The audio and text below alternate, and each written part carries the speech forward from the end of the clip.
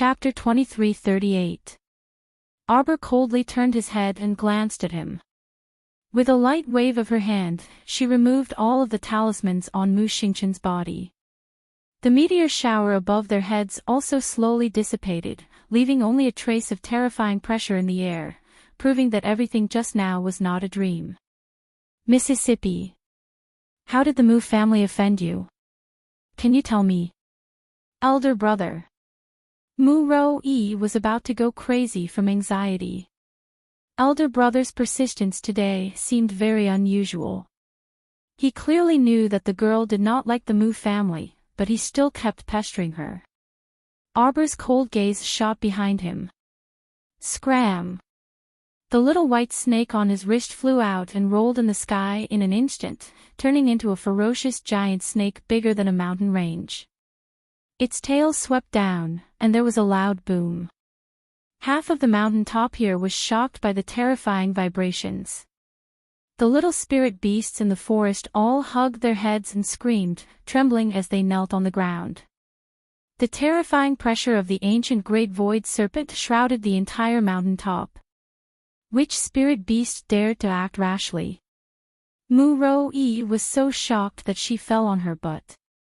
Looking back, Quang Zhan and the other men were already crouching on the ground in fright. Their eyes were filled with terror as they stared in front of them. The giant snake coiled its huge body and floated in the air. Its long tail gently wrapped around the girl. In front of such a giant snake, she was so small that she could be ignored. However, it was this girl with an emotionless expression who was coldly looking at all of them from across a deep ravine. Gully. The giant snake's tail had directly carved out a huge, bottomless crack from left to right on this perfectly fine hillside. If any of them accidentally fell, they would not be able to cry even if they wanted to. Mo Lien slowly walked up and lowered his head to look at that deep crevice. He then raised his head to look at the bewildered Mu Xingqian before letting out a long sigh. The gap between Jojo and the Mu family was like a ravine in front of them. The conflict was so deep that it was impossible to cross it. Mu Xingqian didn't know why, but when he looked at the little girl's emotionless face and her eyes that were as cold as 1,000 years of frost, his heart felt extremely uncomfortable.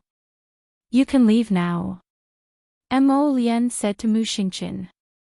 She stepped forward and gently held Arbor's bone-chilling hand. A warm stream of energy flowed from his palm to hers. Arbor's heart skipped a beat. He turned his head and looked at Qin Lai's eyes, which were as dark as night. Do you want to eat osmanthus candy?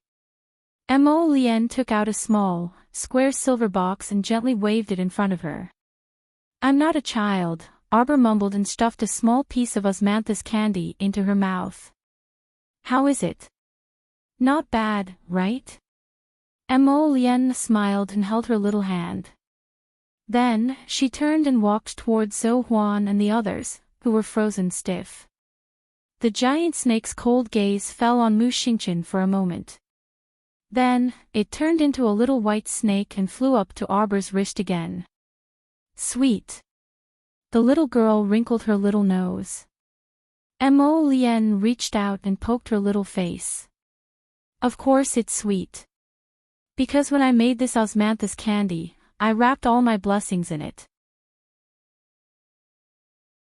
Chapter 23:39. Arbor stared blankly for a moment before looking up at him. You made this? Yes. Mo Lien nodded with a smile. Jojo gave me a pot of flowers, so I naturally had to return the favor. Arbor pursed his lips and silently reached out his little paw to take the small silver box from his father's hand. He expressionlessly stuffed it into his little waist pouch. Mo Lien burst into laughter and suddenly picked up the little fellow. Jojo, are you happy? I'm all right. Arbor nodded his little head and gave him a lively look. Mo Lien laughed heartily, picked up the little fellow, and ran into the depths of the forest. We'll set up camp here tonight. What he didn't say was that his little emperor had made such a big commotion earlier, so he was sure that no spirit or profound beast would dare to come to their camp to die at night. Phew! Zhou Huan and the others let out a long sigh of relief. It was only now that they came back to their senses. When Eldest Miss was angry earlier, they all felt as if there was a heavy aura pressing down on their hearts, causing them to keep quiet out of fear. They didn't even dare to utter a single word.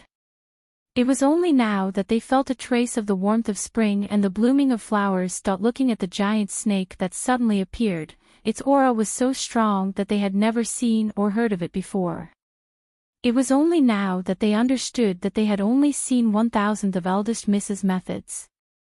Mu Roi finally collected her emotions and walked towards her brother, Mu Xingchen, who was standing there in a daze. She lightly coughed and said, "Big brother, big brother." Mu Xingchen suddenly turned his head and said to her, "Roi, take them and continue to look for those ores in the 8 desolate mountain range. I'm going home first." "Aw. Big brother, you. Mu Roi opened her small mouth and was about to ask her brother why he was going back, but she saw that Mu Xingchen had already summoned his flying beast, Zhang Shui, a divine beast, 6-winged blood lion. He turned around and quickly flew into the sky. "Big brother. Big brother."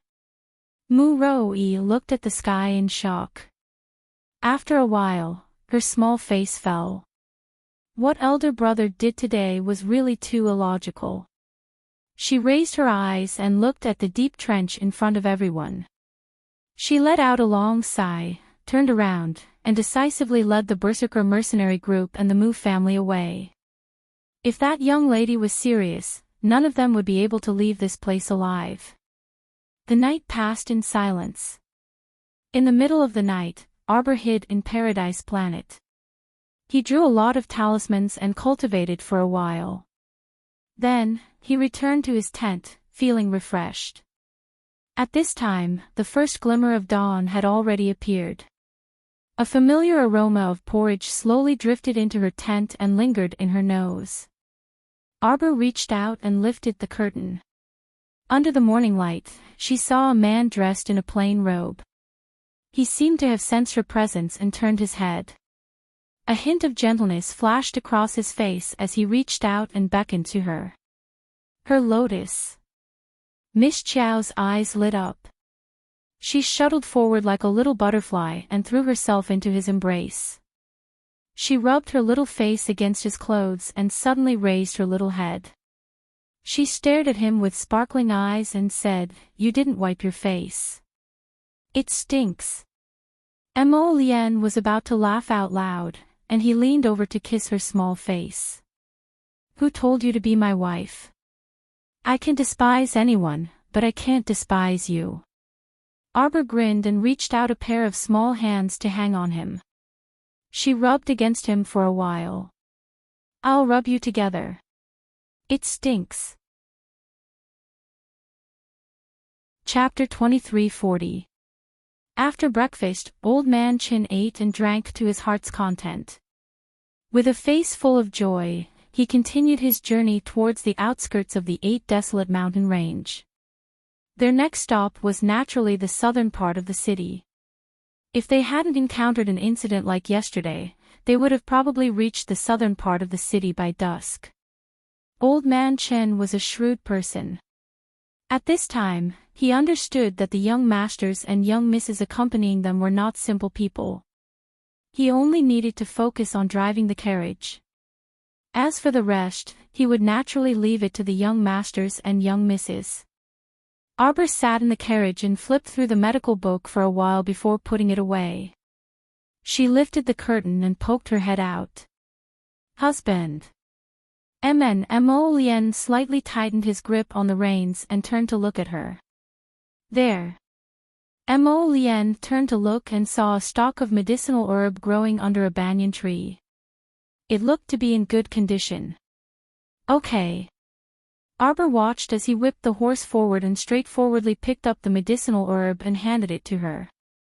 Miss Chiao blinked and gave him a sweet smile that she didn't even notice.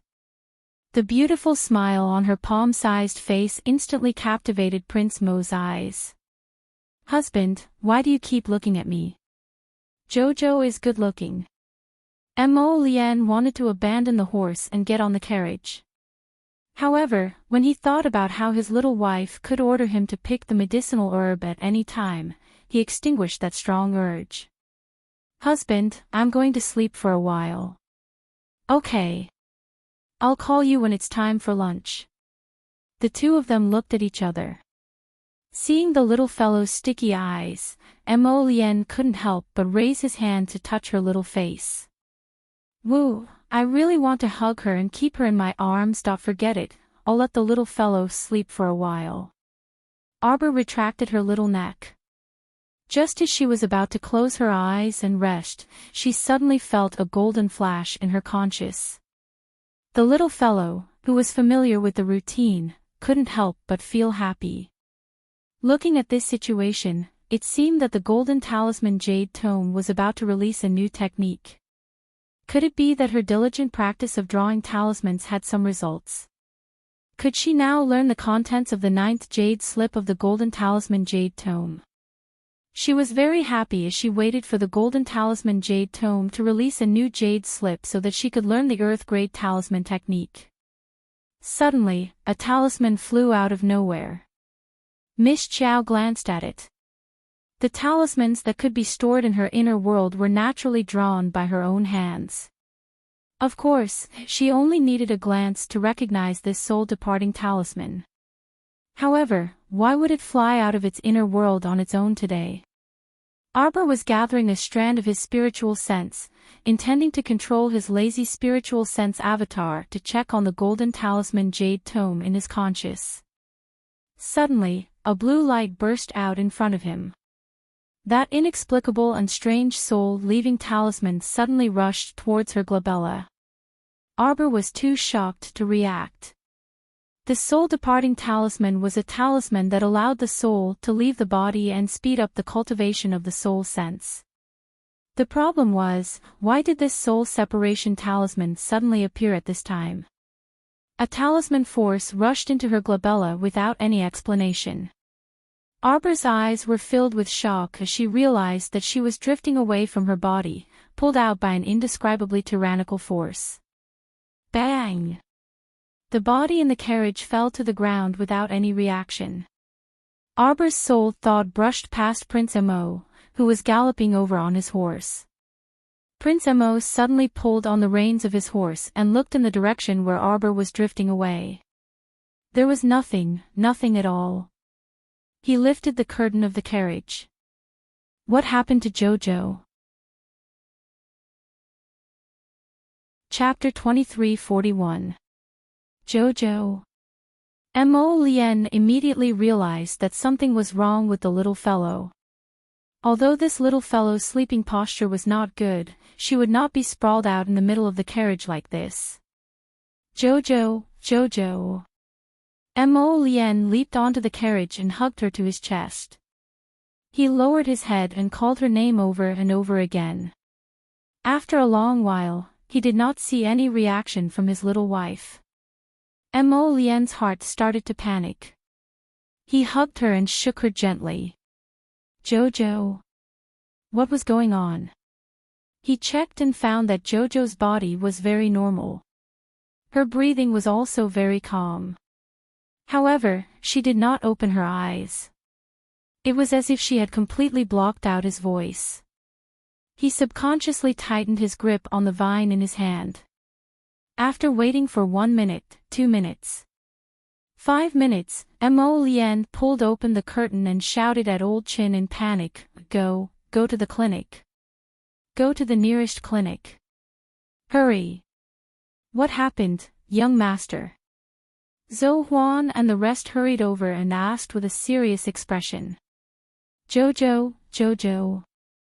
Mo Lian lowered his head and looked at the unresponsive Arbor. He was inexplicably flustered. In an instant, all his calmness disappeared. Is eldest miss sick? Zhou Huan asked loudly. Then what are we waiting for? Young master, why don't you take the flying beast back to the city?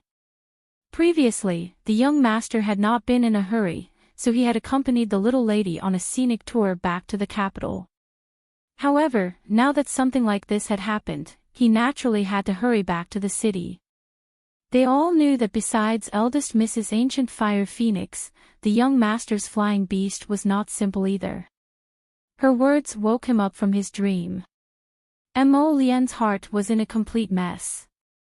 When he heard Zhou Huan's reminder, he hurriedly carried the warm and soft Jojo and jumped off the carriage.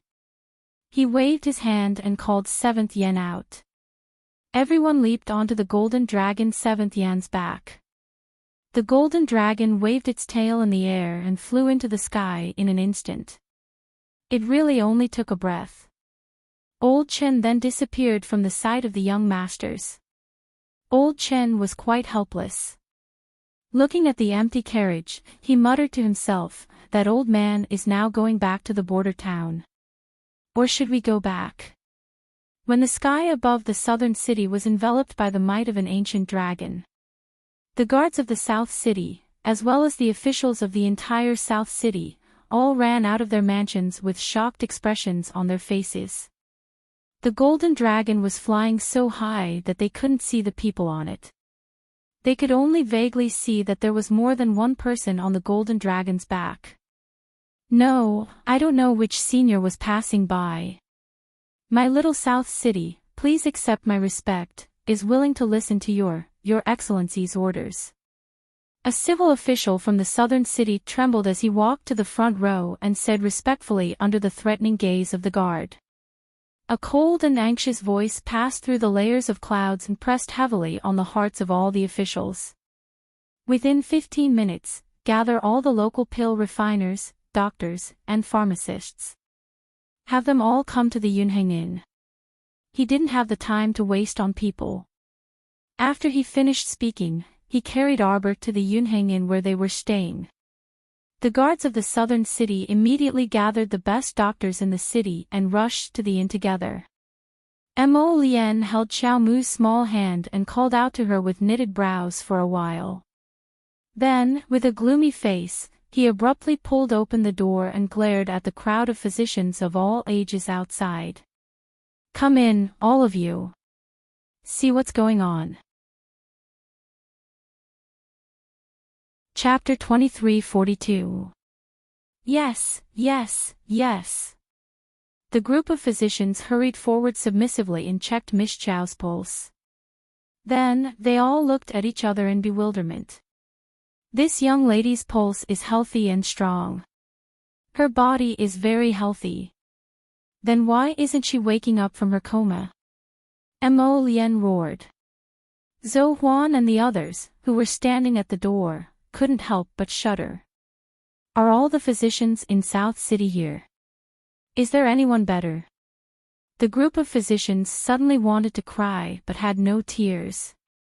Although Southern City was not big, the top few doctors in Southern City were also famous all over the world.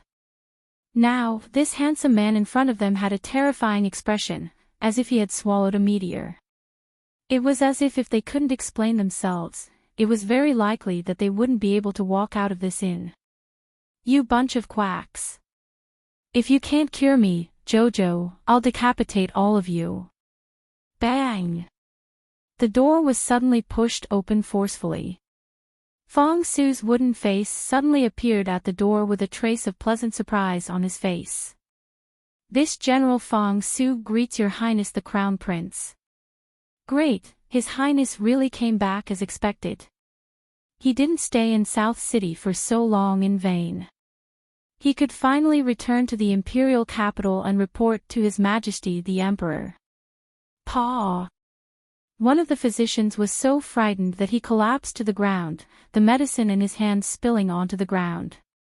The person in front of them was actually His Highness the Crown Prince. Fong Su. Immediately go and gather all the talisman masters near South City. And talisman masters. At this moment, Mo Lian suddenly remembered the soul exchange talisman that Jojo had mentioned before. His heart couldn't help but skip a beat.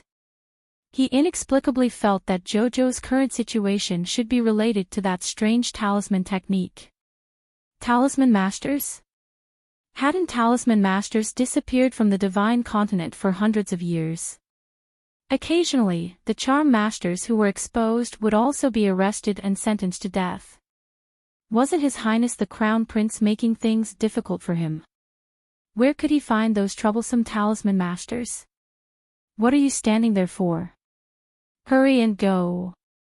At Crown Prince Mo's roar, Fong Su immediately ran outside on all fours. How could the group of soldiers dare to continue staying here and endure this temperamental Crown Prince's torrential anger? They hurriedly turned around and ran after Fong Su. After Fong Su led the group of soldiers away, Mo Lien's cold gaze once again fell on the leading doctor from South City. What are you all standing there for? Continue the treatment. If you can't find a way, then think of a plan overnight. All the doctors were speechless. While Prince Mo was going crazy, Miss Chow pitifully watched as the Crown Prince brushed past her. She stretched out her two slender arms and grabbed nothing but air around the Crown Prince's neck. That's right, I'm just a soul right now. Even my connection with the sapling has been cut off. Lotus must be worried to death after discovering her abnormality, but she didn't even have the ability to send him a message. It's all because of that damned soul-departing talisman. Ow ow. Why did it fly out on its own? Why did it so coincidentally activate the talisman in front of her? Was it because of the golden talisman jade tome? Wasn't it? Arbor silently swallowed her bitterness and pitifully watched herself wander under the boundless sky like a wandering soul. Wandering from day to night, this feeling evoked an inexplicable sense of familiarity. It was as if, a long, long time ago, she had also wandered like this. On the first day of wandering, Jojo missed Mo Lien. On the second day of wandering, Jojo still missed Mo Lien. Chapter 2343. The Mu family of the Divine Land was a talisman family. The talisman family was located in a green mountain forest. The surrounding mountains were the cultivation places of the Mu family. If one looked down from the sky, they would find that the whole talisman family was roughly divided into 4 areas like a large courtyard house. The south was the cultivation area, and the north was the meeting hall. The east was the rest area, and the west was a special elixir room for alchemists. On the Divine Land, almost every big family would pay attention to cultivating alchemists in the family since 100 years ago. These alchemists were naturally important to the family. The pills they developed might one day allow their entire family to rise to a whole new level. Therefore, alchemists always had a high status in the family. A group of disciples who were training their tendons and veins in the southern square suddenly heard a roar in the air and raised their heads one after another. Half of the disciples cheered when they saw him. Young Master is back. Young Master is back so early. Didn't they say that the task of collecting ores in the Ba Huang mountain range would take a long time? In the discussion of the disciples, Mu Xingqian put away the 6-winged blood lion with a cold face, waved his sleeves, and swept past the crowd. Why is young Master in such a hurry? I don't know. It seems that he is going in the direction of the Gilded Garden to find Madam. Passing through the veranda of the Gilded Garden, Mu Xingqian came to the front of the main hall and saw a pair of calligraphy couplets. The courtyard is full of elegant pavilions, and Xiaoyu is Gu Qingqiu. These words were written by his father, and they were like him. They were arrogant and freehand. Mu Qingya was sitting in the central room. When she heard the news that her eldest son was back, she couldn't sit still and quickly stood up. As soon as she went to the door, she saw Mu Xingqian stride in. Mother. Mu Xingqian stopped and bowed slightly. Mu Qingya looked like she was in her 30s. Her face was gentle and soft, and there was a hint of melancholy in her eyes all year round. When she saw her eldest son, there was a bit of joy in her eyes. Her voice was also soft and soft. Chen, didn't you say that this trip will take more than a month? You are back so soon. Do you want to give me a surprise? Mu Xingchen said respectfully, it's my fault for making mother worry. I encountered some matters and had some doubts, so I traveled day and night to come back and see mother. Chen, if you have any questions, feel free to ask me. I'll tell you everything I know. Mu Qingya stepped forward and took her son's hand. She smiled and sat down with him on the carved string chair. Mother, you mentioned to me before that when that person left the Mu family, she was 3 months pregnant. Mu Qingya nodded affirmatively. Yes, I did. Chen, why are you suddenly asking about this? She lowered her eyes and let out a long sigh. When your biological mother broke up with your father and left the Mu family, you were only 5 years old. Sigh, this has always been a regret in my heart. For the sake of the Long family, big sister Yun actually. Sigh. Mu Qingya saw that Mu Xingchen did not pursue the matter, so she said, Child, if you have any questions, you can ask mother. Mother will tell you everything she knows. But what you did to your mother? No. Mu Xingchen interrupted Mu Qingya and coldly said, I don't want to know everything about her. Chapter 23:44. You silly child. Mu Qingya patted his hand unhappily. I've been telling you this all this time. I've been telling you that your birth mother must have her own reasons for abandoning you. Anyone can blame him, you can't blame her. That's your biological mother. Child, this blood relationship can't be cut off. You might not have any recollection of it, but I can tell you with certainty that before your birth mother left the Mu family, she loved and cherished you. Her love for you is definitely not any less than mother's love for you. Mother, Mu Xingchen interrupted her coldly, his eyes cold and aloof. Okay. I won't say anything else. Mu Qingya sighed and looked at him worriedly. You've grown up now and have your own thoughts and plans. But I want to tell you one thing. No matter how old you are, you're still my child. There are some things you don't like to hear, but I still hope you can listen to them. I understand, mother. Mu Xingchen nodded lightly. Mu Qingya asked again, Good child, why did you suddenly mention that she's 3 months pregnant? Mother, 2 days ago, in the 8 desolate mountain range, I met a girl about Ro Yi's age, Mu Xingchen hurriedly said. Mu Xingchen hurriedly said, the moment I saw her, my bloodline involuntarily resonated with her. What? Mu Qingya widened her eyes in shock, then a hint of joy appeared on her face. You mean? Yes. Mu Xingchen nodded with certainty. I suspect that she's my biological sister. It's that woman who took the child away from the Mu family. Mu Qingya jumped up from the bench and said excitedly, This matter is too important. I am going to tell your father now. Wait, mother. Mu Xingchen also stood up and grabbed Mu Qingya's sleeve. Let's talk about this later. There's no rush. How can there be no rush? Mu Qingya said anxiously. Do you know that even your grandfather sends your 7th uncle everywhere to look for this child all year round? I didn't expect that she would come here by herself. You really saw your sister with your own eyes. Mu Qingya's eyes lit up as she looked at Mu Xingchen, the gloominess in her eyes instantly disappearing. Yes. Mu Xingchen could feel his mother's joy, and the corner of his mouth couldn't help but curl up into a smile. She's very beautiful. I've never seen such a cute girl before. She's also very powerful. Mu Xingchen looked at Mu Qingya. Mother, shall we bring her back?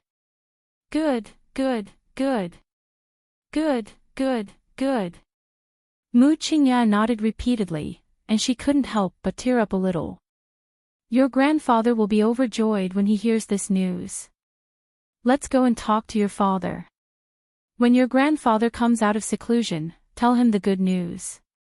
The fondness in Mu Xingqian's eyes dimmed slightly. Mother, what if she hates us? How come?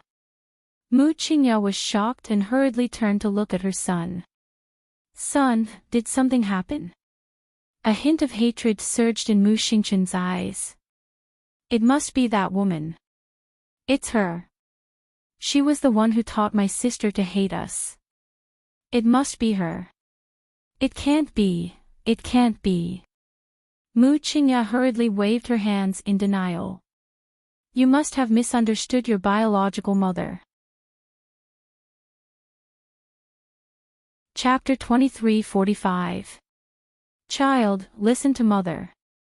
Your biological mother is a straightforward and magnanimous person. She definitely wouldn't teach your sister this, Mu Qingya said with certainty. No matter how great her hatred for our Mu family is, she won't blame her on your sister. She won't transfer this hatred to your sister and let her bear all of this. Mother, don't put in a good word for her anymore. All these years, I've seen clearly and know what kind of person she is. Mu Xingqian sneered. You! Mu Qingya was so angry that she stomped her feet and sat down heavily with a sulk. Mu Xingqian turned and bowed to her. Mother, my sister holds a deep grudge against our Mu family. Don't tell father and grandfather about this for now. We'll talk about it after I find her. Mu Qingya turned and glared at her son. How can we do that? Your father must know about such an important matter. Let's put off your grandfather's matter for now. All right then. I'll have to trouble you with this matter.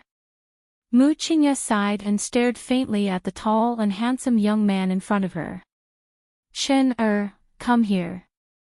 Mu Xingqian walked over and sat down in front of Mu Qingya. Mu Qingya pursed her lips and reached out to hold his hand. I raised you single-handedly, so I know what kind of person you are. You're a good child. It'd be even better if you could let go of your resentment against your biological mother. I don't blame her. It was just that she didn't deserve any of his attention. To him, the woman who had abandoned his son when he was young was nothing more than a stranger in the past. But now, because of his sister's hatred for the Mu family, he had no choice but to face that vicious woman head-on. If it weren't for her teaching, how could his sister harbor such great enmity against the Mu family? Mu Qingya knew that this child had a deep grudge against Long Chuyun, and it wasn't a problem that could be solved with just a few words. She could only subtly talk about Long Chuyun in hopes of alleviating the child's hatred for his biological mother. Mother, I plan to spend some time by her side until she's willing to come home with me. What do you think?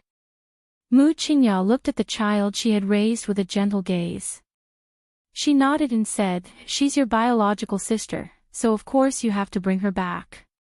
If she's not willing, you can spend 1 day, 10 days, or even 100 days to let her know that you truly like her. Let her feel your kindness. Mu Xingqian's lips curled into a faint smile. Mother, I think so too. I'll talk to your father about this. Just do whatever you want to do. I'll support you. Thank you, Mother. Silly child, there's no need to thank me. Mu Qingya smiled. Then I'll go back and prepare. I'll bid farewell to Mother for today. After a while, I'll definitely bring sister to see you. Okay. Mu Qingya's eyes were full of smiles as she nodded and watched the young man leave. Madam, how can you bear to let eldest young master leave just like that? A young maidservant at the side puffed up her cheeks and said, Eldest young master is our Mu family's young master.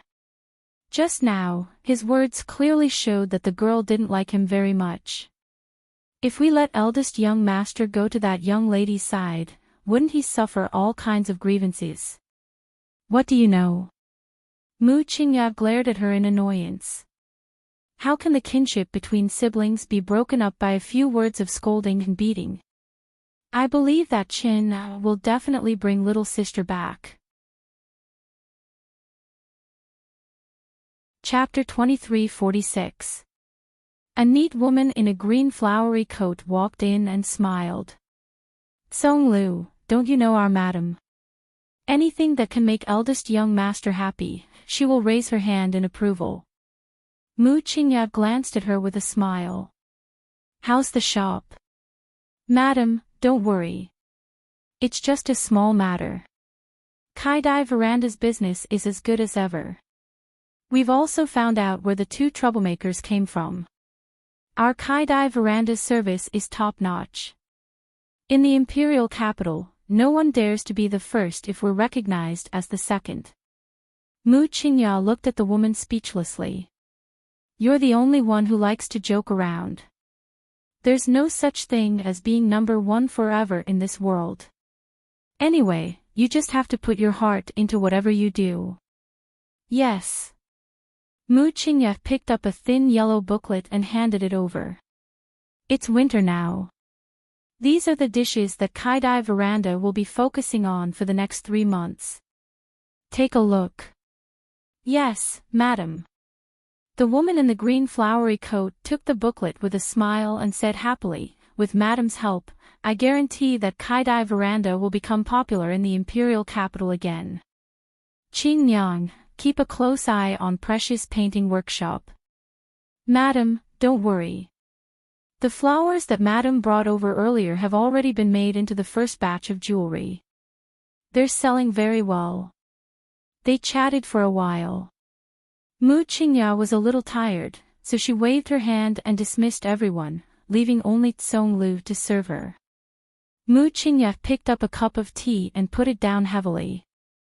She said worriedly, Men, send a few people to follow young master. If there's any news, report it as soon as possible.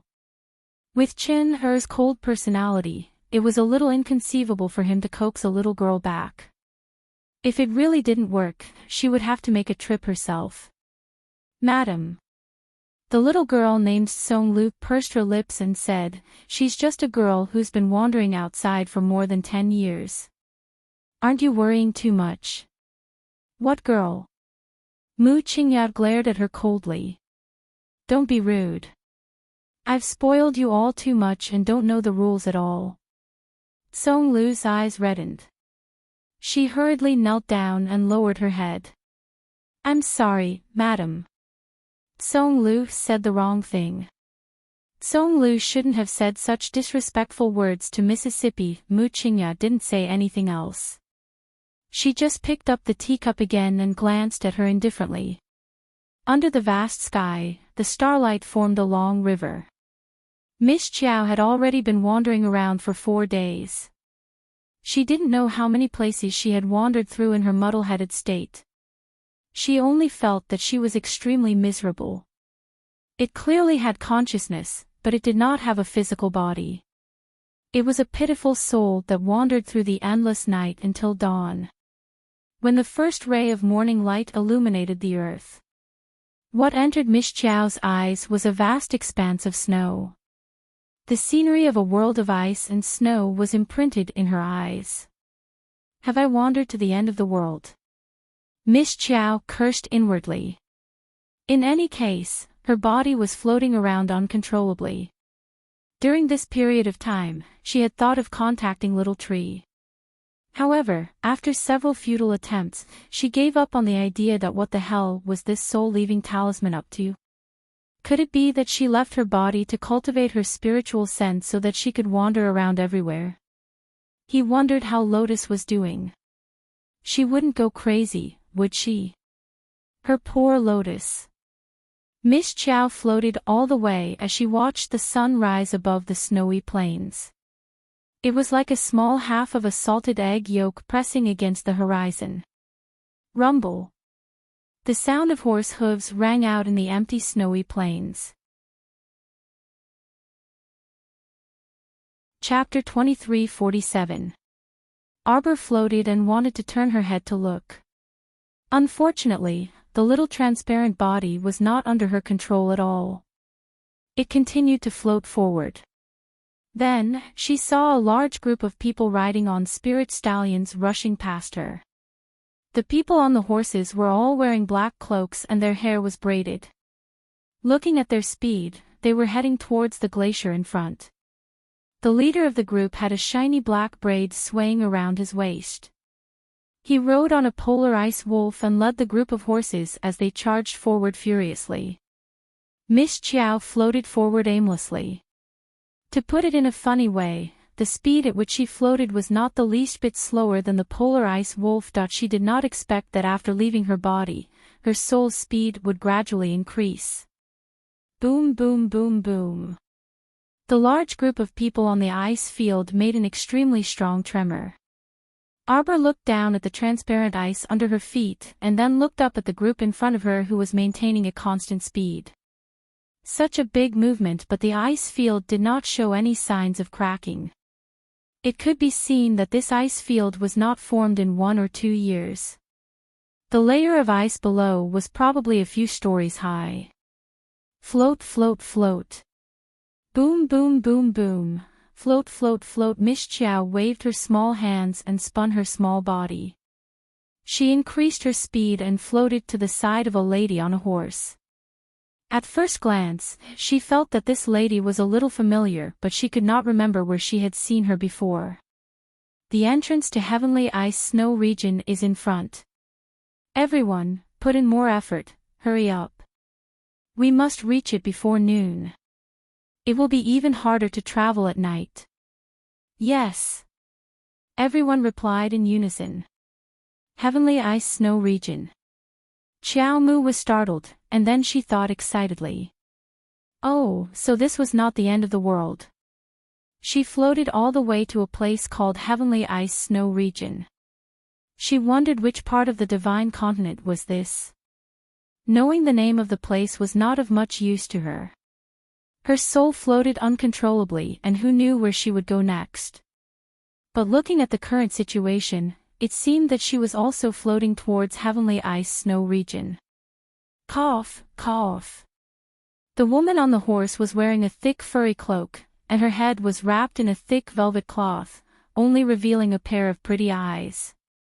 A gust of wind hit her in the face, causing her to cough repeatedly.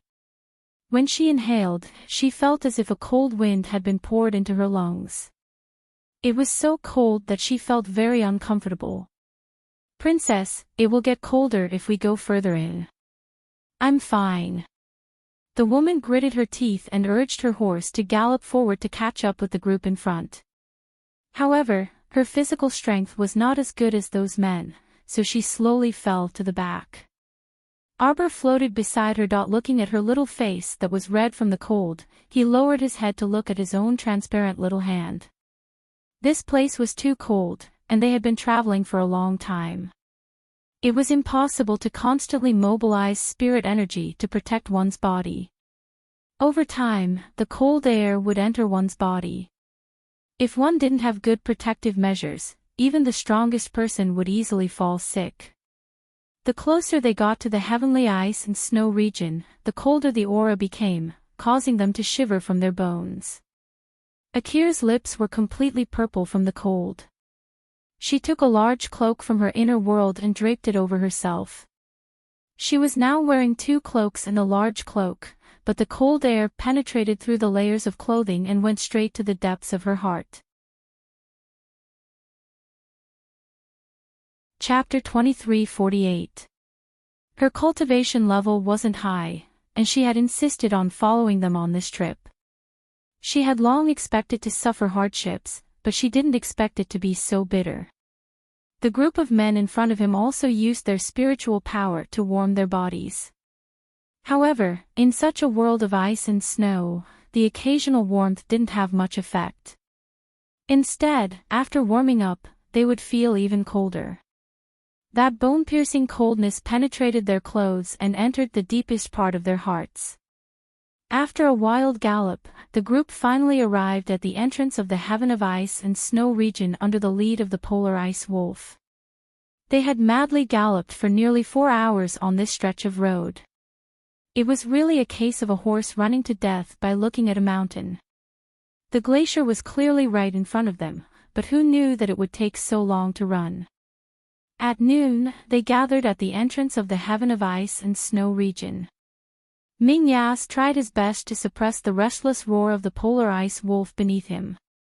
He raised his eyes and coldly gazed at the beautiful scenery of the glacier towering into the clouds. The scenery in front of him was truly spectacular. At a glance, countless large and small glaciers appeared in front of them. The entrance to this place was a glacial canyon.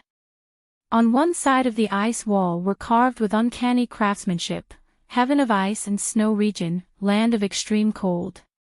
On the other side were carved, 10,000 people enter, 10,000 people die. Only an extremely thin crack was left in the middle for people to enter. These two lines of words were carved crookedly. Clearly, they weren't carved by the same person.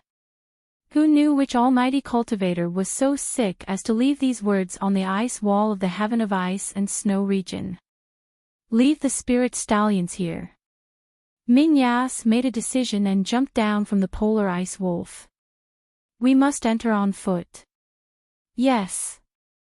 The ice layer inside was too thin. Once it broke, what they would face would be an extremely terrifying glacier attack. Akir was wrapped in 2 cloaks and a large cloak. The corners of the large cloak were dragging on the ground. She walked forward while panting. Brother Yas, should we walk in? Ming-Yas glanced at her indifferently. Yes. His gaze was still fixed on the 2 smooth ice walls. At this moment, Akir also saw the crack between the 2 ice walls in front of her. The uneven ice surface was very eye-catching under the sunlight. There were also many sharp icicles left on the 2 ice walls, which looked very aggressive. Let's go.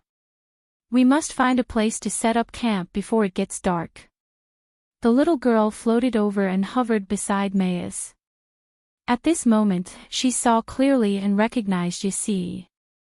After all, he had clashed with this fellow several times, so it was impossible for him to not remember him. However, he didn't have a deep impression of it. Of course, she wasn't familiar with Akir. As for his brother Yas, Arbor didn't recognize him at all. What was this guy full of violence doing in this world of ice and snow? Your Highness. Yas raised his hand to stop a guard general from speaking. He suddenly turned his head and shot his gaze in the direction of the young lady. There was nothing there. How could it be? ACI frowned, then turned around and said, "Let's go." The group followed his footsteps and quickly walked toward the crack in the ice wall.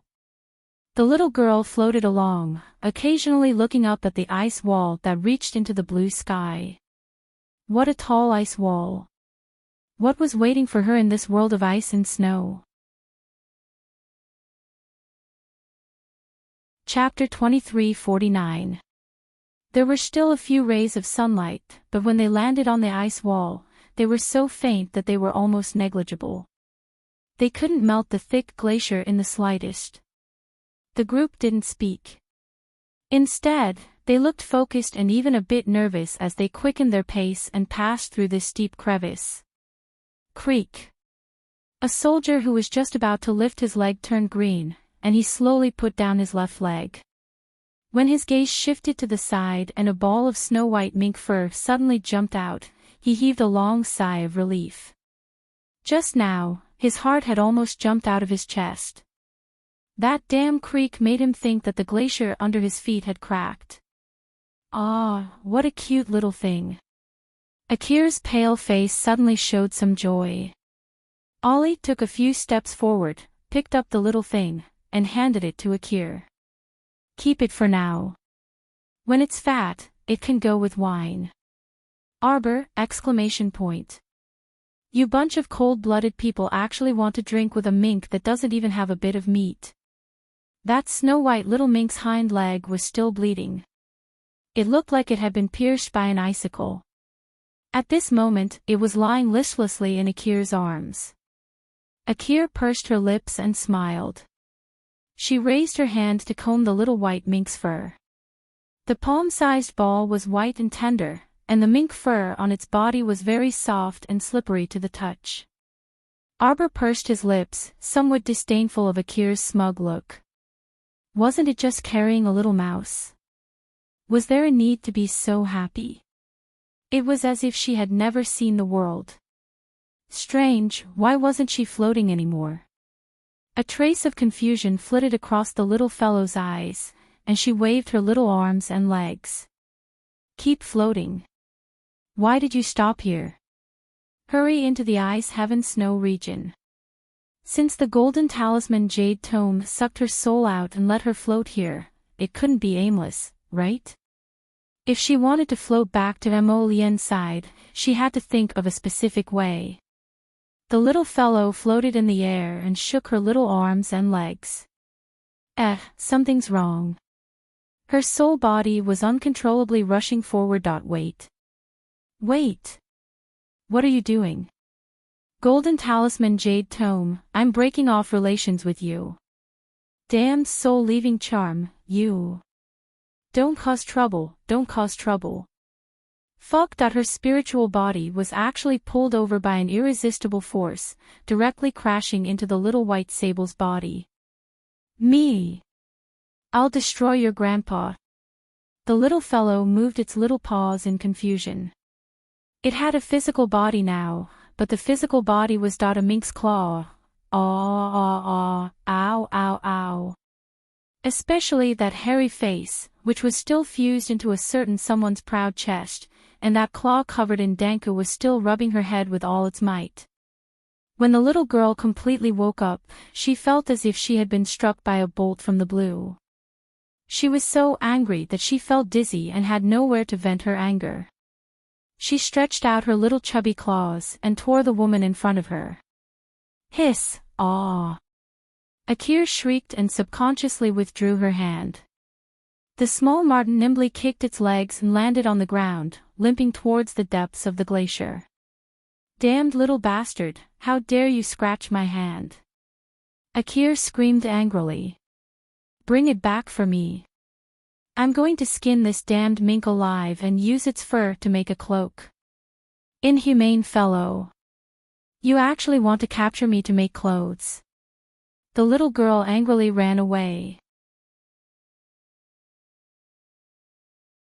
Chapter 2350. She's so small that she can't even be made into a mink fur collar, yet you want to make a cloak out of her. Why don't you go and die? Thump, thump, thump. The little girl ran with all her might, already using all her strength to drink milk. Then she discovered that the back of her neck was lifted up by someone.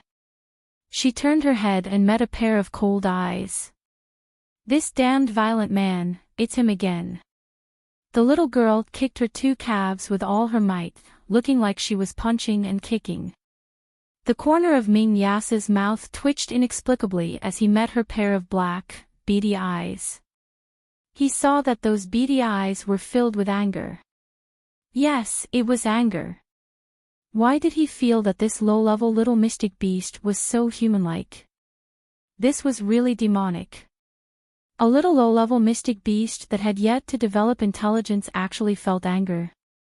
Brother Yas, I'm going to kill her. Miss Chow's angry curses turned into a squeak, and her little furry face immediately flushed red. Fuck, this little beast couldn't speak human language. This was a low-level little beast. Was there anything more tragic than this? Her soul was embodied in this little beast. If she was killed by that woman, would she be in danger? Would her soul be imprisoned in this dead little beast's body forever and not be able to come out? Roar! What's the point of bickering with a little beast that has yet to develop intelligence? Ming Yas glanced indifferently at Akir and flicked her dagger away with his fingertip. Akir angrily stroked the back of her hand, which had 3 bright bloody scratches, and stomped her feet in anger. Brother Yas. You'd actually rather protect that little beast than ignore the injuries on my hand. You're really getting worse as you live. How can you be angry with a little animal? Yas directly put the little white mink into his arms. Alright, let's continue on our way. Akir gnashed her teeth in hatred.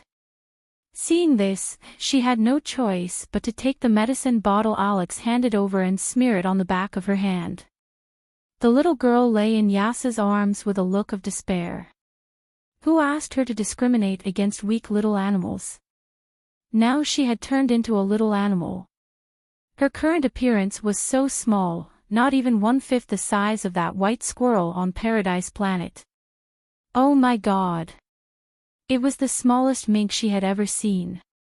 He did not even look as strong as newbie back then. Sob, of all people, why did you choose to possess such a weak mink? Xiao Mu lay there in despair for a while longer until Ming Ya stopped walking. The group found a relatively flat area to set up camp. They cut off all the icicles that could injure or trip people and threw them to the side. An hour later, the camp was basically built. Dozens of barracks, big and small, were erected one after another on the glittering glacier. One of the soldiers took out a match from his pocket, but before he could light it, it was slapped away. What do you want? We're stepping on a glacier right now. Do you want the glacier to melt and collapse? Are they going to bury us all? How can an ordinary fire extinguisher melt a glacier in such an extremely cold place? The soldier shouted, unconvinced. Can't you see that the sunlight can't reach here? When Ollie heard the commotion in the tent area, he hurried over and scolded the soldier who took out the torch. Rest early after eating your rations. We have to continue on our way early tomorrow morning. Everyone, listen up. Don't cause any trouble. Chapter 23:51. After Ollie finished exerting pressure, he brought the guards back to Ming Yas's side and gave him a simple recount of what had just happened in the barracks. Ming Yas didn't pay much attention to it. He nodded and had Ollie withdraw. After ordering someone to bring in a bathtub, Ming Yas called for a water spirit master to fill the bathtub with water. Only then did he have the person leave and take off his coat. His fingers touched the little mink in his embrace and he pulled her out. Seeing that the little fellow was curled up into a ball and sleeping soundly, he poked her head with his finger and placed her on the carpet at the side. Splash! Splash! The sound of water made the tired Miss Chiao lift her eyelids and slightly open her small bean-like eyes. Barracks? Why did she vaguely see the back of a person bathing? Miss Chiao's small black eyes suddenly widened, and her little furry face was filled with disbelief. This perverted Ming Yas actually took off his clothes and took a bath in front of her. Did he still have any sense of shame? Sure enough, he was a pervert. A moment of carelessness and she almost grew a needle's eye. Miss Chiao angrily stomped her leg and felt the pain in her small foot unbearable. She didn't manage to pounce out of the barracks. Instead, she rolled on the ground and made a little noise. Ming Yas turned his head and saw that the little white mink was currently limping towards the barracks entrance. He didn't seem to make any movements, only lightly waving his hand. A strong suction force pulled Miss Chiao's body over, and she fell into the water. Aw! Paw paw paw paw paw paw paw. This repulsive, damned stinky man actually made this crown princess drink your bathwater? I'll whip you to death, you bastard. The little paw exerted all its strength and swung towards that handsome face with a smack. When Guiying came in with her master's clothes, she only saw that little animal brandishing its claws and brandishing its fangs and claws as it slapped her master twice. She cried out in alarm and rushed forward. She quickly put down the clean clothes in her arms and reached out to grab Miss Chiao's limbs. Ming Yas stared blankly and raised his hand to stop Guiying's actions. Pulling Miss Chiao in front of him, he stared at her small eyes that were filled with anger and coldness. After looking carefully, he could not help but laugh. Guiying, don't you think that this little fellow is a little too quick-witted? I've never seen a low-level little mystical beast with such lively eyes. Your Highness, let this servant bring it down first. Yas waved his hand noncommittally. Such a small thing can't hurt me. Guing frowned and looked at the little white mink that was still in His Highness's hand and was still using its little claws to slap His Highness's arm. He didn't know if it was an illusion, but when the little white mink looked at him just now, it did seem somewhat human-like. Your Highness, this servant will help you get dressed. Nodding his head, Yas suddenly stood up from the bathtub. Arbor stared at his bare chest with a dumbfounded expression. His gaze moved down 2 inches, and then he hurriedly moved up again. A pair of small meaty claws slapped at his head with all his might. Smack! The little guy exerted all his strength and leaped. He landed on the ground with a plop and rolled out of the tent with water stains all over his body. Perverted fellow! Who wants to see your moldy and stinky body? Her Lotus awe. She wanted to go back and see Lotus, she wanted to go back and see Lotus wash her eyes. Ming Yas had a baffled expression. What was going on? Why did he see grief and anger in the little fellow's eyes just now? Isn't this mink a little too emotional? Chapter 2352. Guing was also dumbfounded as she stared at her mistress for a long while before she hurriedly helped her mistress put on her clothes. Your Highness, did you notice that the way that little white mink looked at you just now was a bit strange? You think so too? Guing nodded solemnly. This servant feels like it was looking at a lecher. Ming Yasi, dot. Thank you. This prince's taste isn't that heavy. After the grief-stricken Miss Chiao rolled out of Ming Yasi's tent, she dug a hole in the glacier with all her might. No, she was shaving the ice with grief and indignation to calm her emotions. Calm down, don't panic now, don't panic. You must calm down. Talisman. Talisman. Talisman. There must be a way to dispel this soul-leaving talisman. After it was dispelled, the soul would definitely float back on its own. Ah! The little fellow's claws dug into the ice with all her might, and her originally injured claws started bleeding again. When Ming Yasi walked out wearing an open-collared white robe, he saw the little animal crazily digging at something in front of his house. What are you doing? Ming Yasi picked her up and frowned at the bloodstains on her claws. Guing, bring the medicine. Yes. Ming Yasi carried the little animal back to the tent, threw her on the carpet, and held down her struggling claws. Don't move. This little fellow was quite troublesome. From time to time, she would spasmodically use her claws to scratch people's faces and arms. She really didn't know where he got the kindness to keep her by his side. Akir is waiting outside to catch you and make you into a mink cloak. Ming Yasi's words caused the little fellow's body to stiffen slightly. The latter's hand paused. When the cloak was mentioned, the little fellow actually stopped struggling. As expected, she could understand human language. Ming Yasi glanced at her with slight astonishment in his heart, and then his mouth twitched rather speechlessly. What was going on? At this moment, he actually saw the meaning of, there was nothing left to live for, on this little fellow's furry face. As an ordinary mink, could this fellow's expressions be so rich that it bordered on the freaks? Guing immediately turned to look at His Highness with a look of astonishment. Master was actually amused by a mink. Don't worry. As long as you're obedient, I definitely won't let Akir make you into a mink cloak. Your Highness, Lord Dongshan and Prince Chen of Zhangzhou want to see you. Although Ming Yasi had not returned to the underworld state for long, he had already grasped the situation in the Zhang state and the Divine Prefecture. He also knew who King Dongshan and Prince Chen were. He had also thoroughly investigated Prince Chen's background. As for the Eastern Mountain King, he was just a king with a different surname.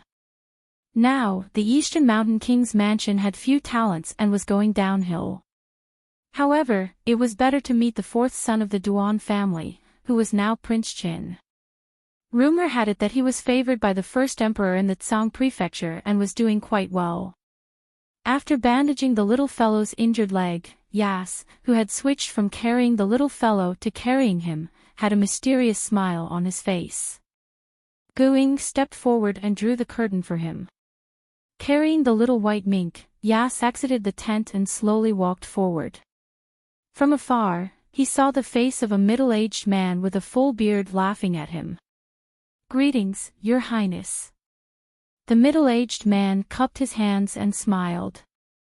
"Greetings, King Dongshan." Ming Yasi glanced at the middle-aged man indifferently and sneered. "I heard that the winter hunt chosen by the great emperor of Tsangzhou is here." Chapter 2353. Ah, yes. Wu Heng, the king of East Mountain, said with a smile, "I came to the winter hunt with His Majesty, but I didn't expect to see the crown prince of Mingzhou here." His Highness was quite a ruthless person. It was said that he had only returned to Mingzhou for a few days, but he had driven the dethroned crown prince, Ming Lang, off the stage and taken the supreme position himself. The king of East Mountain carefully sized up the expressionless crown prince of Mingzhou in front of him. Ming Yasi was not very interested in him. Instead, he looked around and asked, "Why don't I see Prince Qin?" Hearing this, the king of East Mountain looked a little embarrassed. Prince Qin had always been willful and reckless. He had walked to the entrance of the tent and said that he wanted to look around, but he had disappeared. Seeing his strange expression, Ming Yasi couldn't help but frown. "King of East Mountain, although the heavenly ice and snow region is in your Tsangzhou, it has always been open to the three provinces. Does the Emperor of Tsangzhou not welcome my arrival?" "Ah, Your Highness, you misunderstood." The king of East Mountain hurriedly smiled apologetically and said, "The Emperor doesn't dislike Your Highness. He even wants to invite Your Highness to our camp to participate in this winter hunt." "Oh." Ming Yasi frowned slightly and said with a faint smile, "There's no need to invite me. We have other important things to do on this trip, so it's better to do it separately." If he found the divine flower of the snow region, he would not give it to the old man of Tsangzhou. Would he rob him or not? Seeing Ming Yasi's cold expression, the king of East Mountain did not persuade him anymore. Instead, he nodded with a smile and said, "Since Your Highness has other important things to do, I won't delay Your Highness any longer. I'll go first."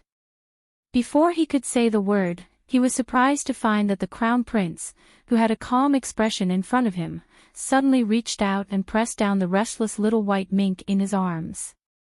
The furry little thing was twisting its small body hard, trying to break free from the crown prince's arms.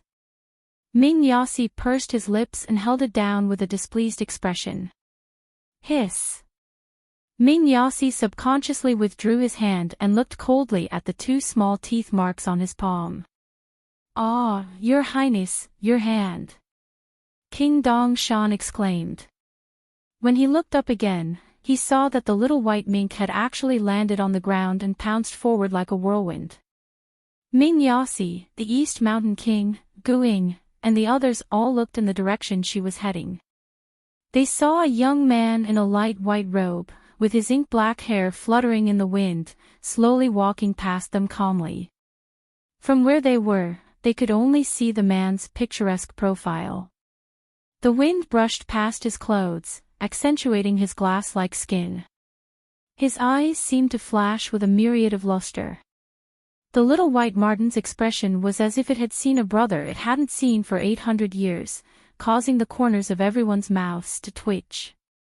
Looking at her small body running like a thief, she raised her pair of small claws even more forcefully. The scene in front of him was quite comical. He felt that little marten was simply extending its claws at the man who was passing by, showing an expression of asking for a hug. "Duan Yu." Tears were almost squeezing out of Miss Chiao's beady eyes. She looked on helplessly as that guy nonchalantly walked past her without even looking at her out of the corner of his eye. Miss Chiao felt unwell all over. Why the heck didn't he turn to look at her? Chapter 2354. Ming Yasi expressionlessly raised his palm, and a surge of energy flowed through his arm. A strong suction force pulled the little fellow into his arms again. He patted her head with a moderate force. What are you doing? This fellow actually dared to despise his embrace and wanted to defect to the enemy in public. Where would he put his face as the crown prince of Ming province? Even a small ferret dared to despise him. She simply didn't care about her fur anymore. Miss Chiao indignantly struggled with her 4 small claws and turned her grief into strength as she howled. Ming Yasi, you're just a small ferret, but you've evolved. You can even howl like a wolf. Arbor hopelessly closed her eyes and collapsed in his arms. How miserable. Duan, that idiot, actually ignored her. Rather than staying here with this pervert, she dearly wanted to defect to Duanyu's side. Duanyu. Miss Chiao was filled with resentment, and her 4 small claws restlessly wriggled. The veins on Ming Yasi's forehead throbbed, and he pressed down the little girl's head with a finger. He turned to glare at the Duke of East Mountain and said, "If the Duke of East Mountain doesn't have anything else to say, then see the guest out." His cold gaze swept over Duanyu, who was walking away. As expected, the rumors were true. This Prince Chen was truly a willful person. He said he was here to pay a visit, but he left without even a greeting. The people of Tsang province were as abominable as the people of the Divine province. They were all ridiculous things. Seeing his displeased expression, the Duke of East Mountain could only bid farewell with a wry smile and leave with his hands cupped. With his tail between his legs, he dejectedly walked out of the camp. Prince Chen. The Duke of East Mountain, Wu Heng, looked exasperatedly at the young man waiting for him outside the camp. Why didn't you meet with His Highness the Crown Prince of Ming Province?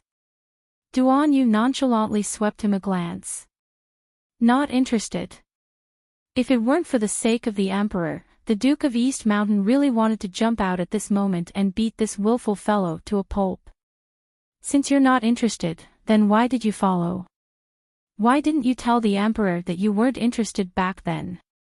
As long as Ming Yasi isn't an idiot, he won't walk into our Tsang province camp. Duanyu said dryly, so this trip is futile. Since it was futile, it didn't matter whether he met her or not. Besides, he had no interest in meeting that domineering fellow. East Mountain King rolled his eyes speechlessly. In that case, let's go back to the camp. Yes. What happened just now? He seemed to have heard a nondescript wolf howl, whimpering like a kitten. The East Mountain King's lips twitched. It's nothing.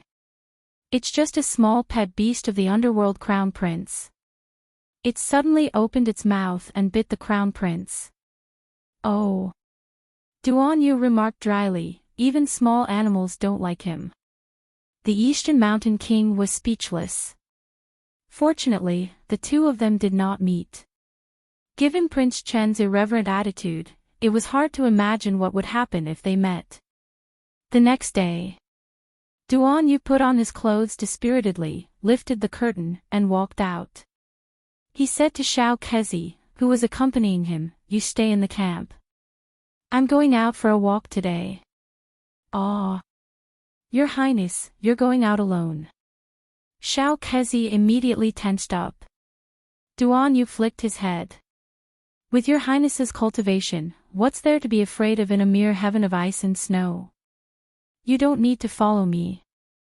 Your Highness, Your Highness." Xiao Kezi anxiously stomped his feet when he saw him riding a polar ice wolf into the distance. Hurry, hurry and follow His Highness." Chapter 2355. Hearing the slight vibrations, the third prince forcefully lifted the curtain and came out. He said with a dark face, "What is he trying to do now? Was it not enough for him to cause trouble every day? He actually rode a newly hunted polar ice wolf as a mount in this kind of place. Wasn't he worried that this vibration would cause the glacier to explode? This damned show-off maniac, he just wanted to let everyone know that he was the winner of this winter's hunt." Little Kezzy hurriedly ordered a group of about 50 personal guards to follow. At the same time, the lifeless Miss Chiao was tucked into Ming Yassi's arms early in the morning and followed the group to the depths of the Ice Heaven Snow region. Along the way, there were all kinds of strange ice stones and ice walls in all kinds of shapes and forms. The ice layer in this Ice Heaven Snow region had been accumulating for many years. Occasionally, a small earthquake would only cause some of the glaciers in the periphery to collapse a little. It wouldn't affect the large stretch of ice walls inside. Akir put on 2 cloaks and a large cloak, but she was still shivering from the cold. Although she was exhausted, she didn't forget to cut her flesh with her eyes. Miss Chiao was currently helplessly hiding in Ming Yassi's arms. There was nothing she could do. With a ready-made human shield to block the wind and snow for her, she was naturally happy to relax. "Brother Yassi, where do you think this Ice Heaven Snow region divine flower will bloom?" Akir asked against the wind, but she felt the cold wind pour into her heart and lungs, causing her to shiver even more. Ming Yassi coldly looked up at the sharp ice walls in the distance and shook his head. "The Ice Heaven Snow region divine flower will belong to the Fated One." Miss Chiao, who was hiding in Ming Yassi's arms, was originally curled up listlessly.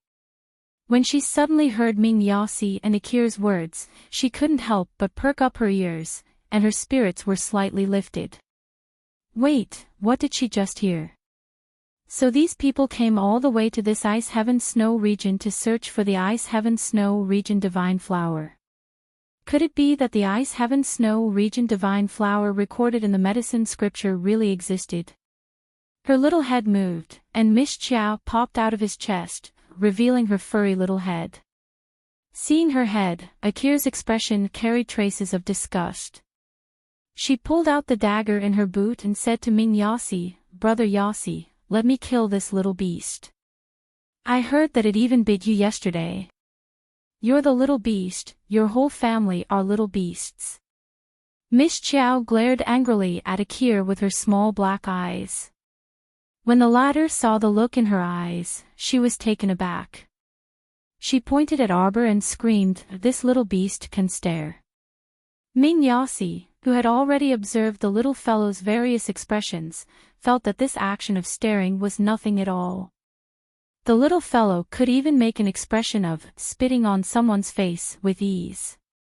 What did the rest count for? This little beast was definitely out of the ordinary. Perhaps when it grew up, it could evolve into a spirit beast or even a divine beast. If Arbor could hear his thoughts, he would definitely spit at him and ask him where he got his confidence from. "Akir, why are you always angry with an uncivilized little beast?" Yas said impatiently.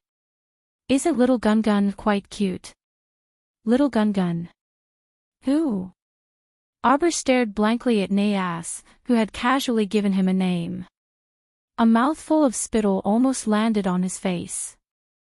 "Who are you calling Gun? Your whole family is round Gun. Little Gun stare." Chapter 2356. Cough, Master, little Gun doesn't seem to like the name you gave it. Guing followed behind her master and could clearly see the grief and indignation that flashed through little Gun's eyes. Here it comes again. This little beast with an extremely rich expression was silently grieving and indignant in the crowd all day long. However, was the protest effective? Yas smirked and reached out to poke her round body. He said with a smile, "Little Gun, do you like the name Master gave you?" "I like your ancestor." Miss Chiao knew that her resistance was futile, so she simply turned her little neck and pointed the back of her head at him. She also spat at him to express her dissatisfaction. ACI chuckled and raised his hand to rub her little head. He didn't know why, but the more time he spent with this little mink, the more he liked it. This little fellow was too nimble. Her eyes were full of hidden drama. She was definitely the smartest mink in the world. Big brother.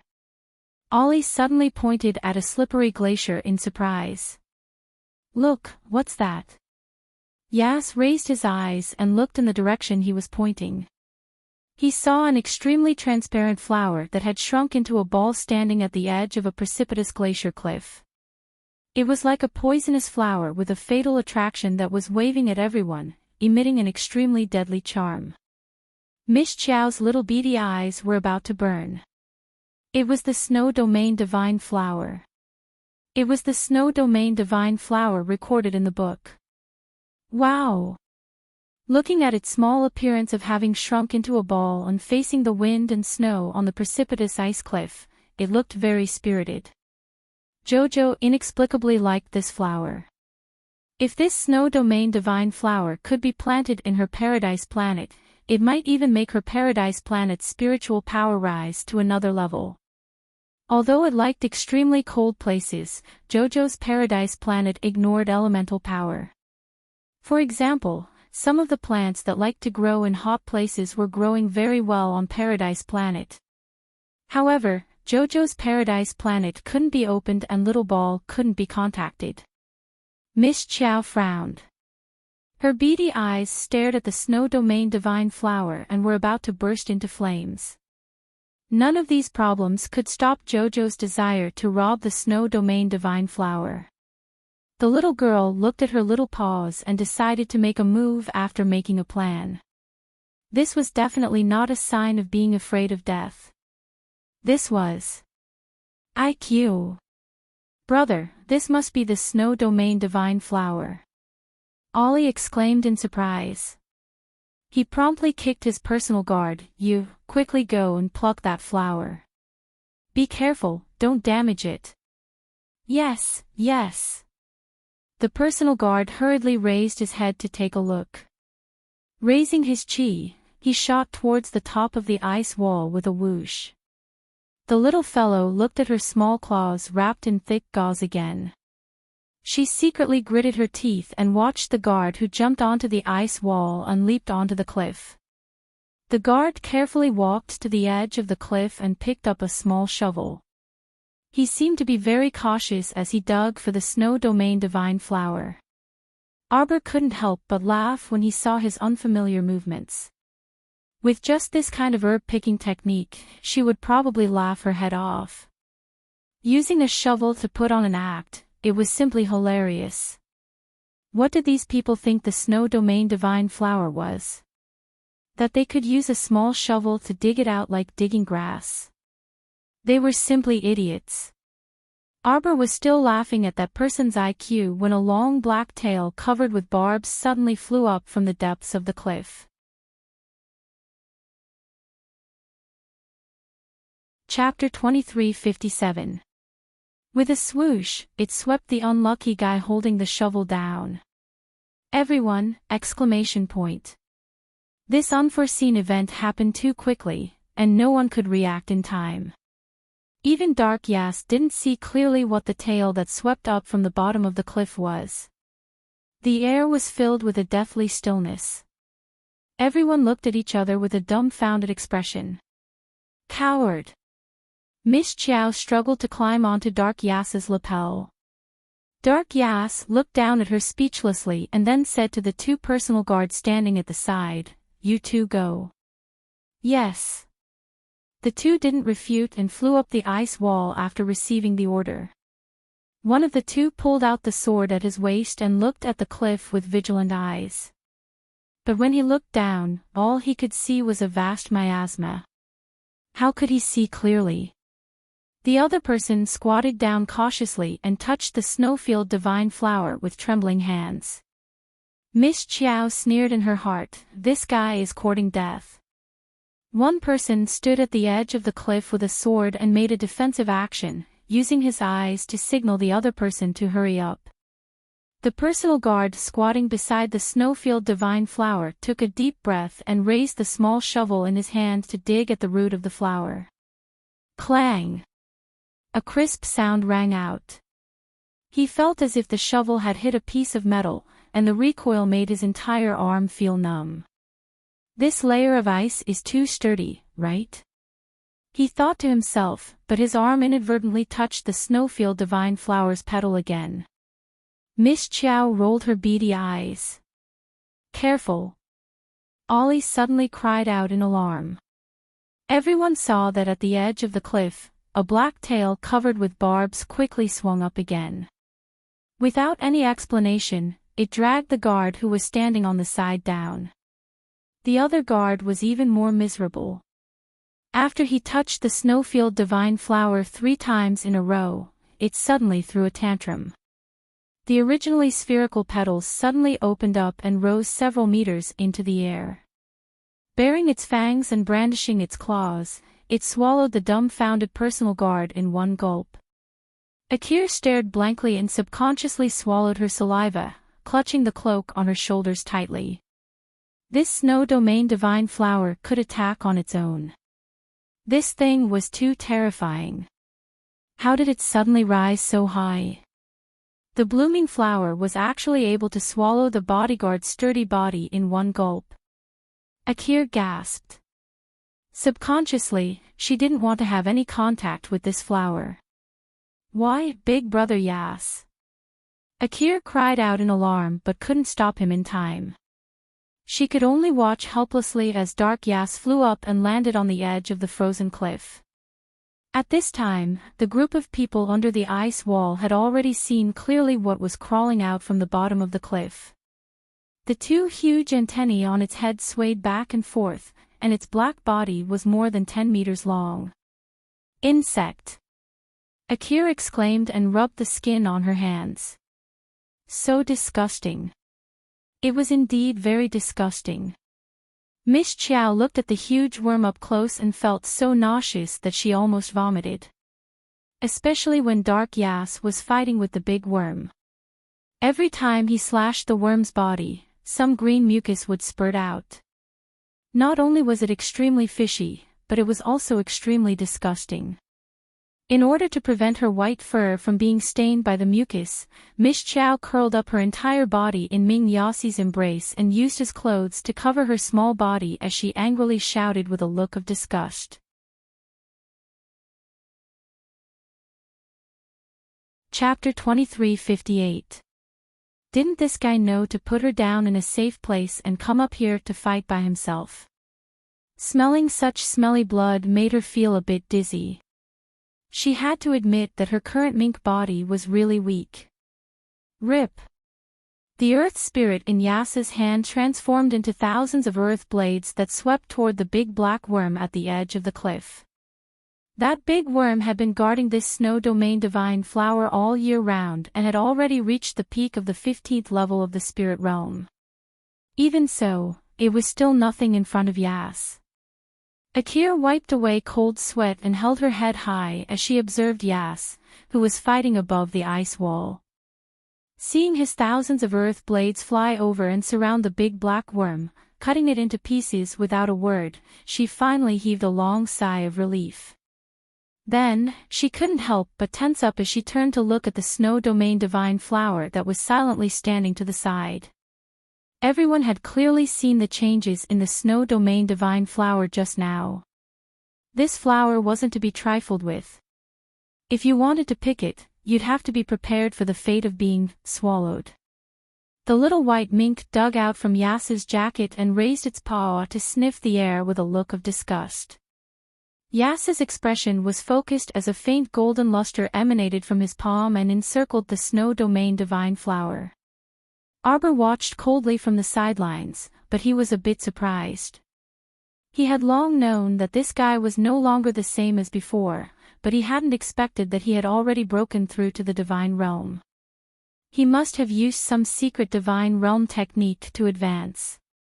Arbor snorted and disdainfully ridiculed in his heart. Then, he focused on Yas and used divine power to break the snow domain divine flower from the ice wall. This time, Ming Yasi had learned his lesson. He didn't touch the petals of the snow domain divine flower when he took them. Thus, the snow domain divine flower didn't react at all and showed no signs of going berserk. Akir and the others, who were looking up at Her Highness, all heaved sighs of relief when they saw this scene. Ollie smiled excitedly. We still have to rely on Big Brother. Sure enough, Big Brother is the smartest. Ollie laughed heartily. With Big Brother's help, wouldn't the snow domain divine flower be a piece of cake? Akir pursed her lips and smiled. She glanced bashfully at Ollie and then raised her head to look at Ming Yas, unable to conceal the adoration in her eyes. When Ming Yasi completely removed the snowfield divine flower from the ice wall, a faint luster lingered around it. Miss Chiao looked at the flower right in front of her, and a brilliant yearning immediately appeared in her eyes. Although Yas wasn't a very reliable person, he had dug out the entire snowfield divine flower. Every leaf and stem had been dug out perfectly. This was an extremely alluring snow domain divine flower. After being plucked, the snow domain divine flower lost its attacking power, leaving only a faint fragrance. The entire flower was emitting a faint glazed luster, which was very eye-catching. Roar! At this moment, an earth-shattering roar suddenly came from the bottom of the cliff. The personal guards below the ice wall all felt their chi and blood churn in their chests, and they couldn't help but take a few steps back. Those with weaker cultivation even spat out a mouthful of blood. Akir's and Ollie's expressions changed. A mere roar could force back more than 1,000 people. This person definitely didn't come with good intentions.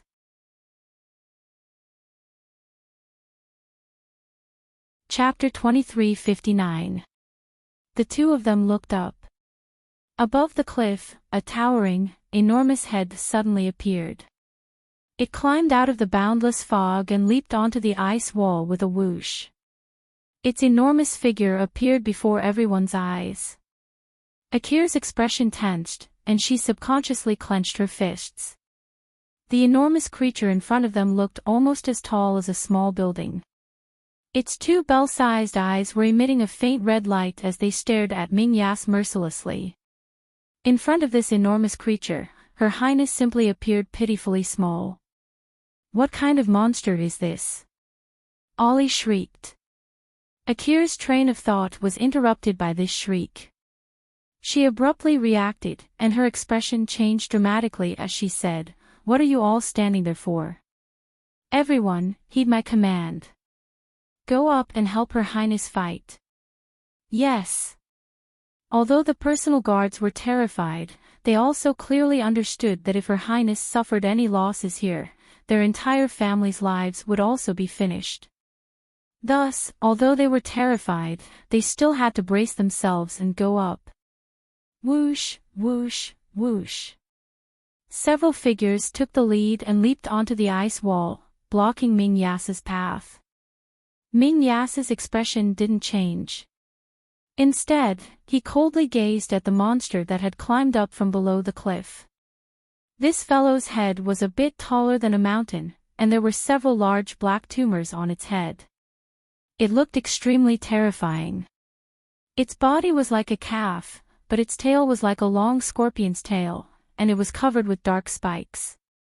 Ming Yasi glanced at it and understood in his heart. It seemed that it wasn't that black bug that had used its tail to pull people down time and time again, but rather this giant scorpion monster in front of him. He had almost been fooled just now. Under Ming Yas's meaningful glance, those personal guards rushed up without regard for their own safety, and resigned themselves to their fate as the vanguard. Unfortunately, the giant scorpion monster's attack power was too strong. It didn't seem to move at all. With a curl and a pull of its tail, two figures were swept up by its long tail and torn into pieces with a ripping sound. What was even more disgusting was that the monster actually openly tore the person into pieces in front of everyone and stuffed them into its huge mouth to chew on them. Miss Chiao took a look and expressionlessly retracted her head, almost vomiting. Disgusting thing, hurry up and deal with it. He was simply obstructing Jojo's view. Dark Yasa's eyes turned cold as he looked at the huge monster in front of him. More than a dozen personal guards rushed forward and were all killed without any distinction. Ming Yasi's long eyebrows furrowed slightly, and then he furrowed them deeply. This guy looked pretty strong. Dozens of bodyguards jumped onto the platform. This ice wall had a rather narrow space for them to fight. Dark Yas glanced at the personal guards who had jumped up, and with a sudden leap, he jumped down from the ice wall. The dozens of personal guards left by the cliff naturally became sacrifices again in order to ensure His Highness' safety. However, when the scorpion-tailed monster saw Dark Yas fleeing from the cliff, it let out an earth-shaking roar. A black tail pierced through several people's chests and climbed over their corpses. On the high ice wall, a large head covered in warts hung down, coldly looking at the people who were trying their best to calm down. Roar! The monster let out another furious roar, and its huge body suddenly pressed down. He actually jumped down to the bottom of the ice layer at the speed of lightning.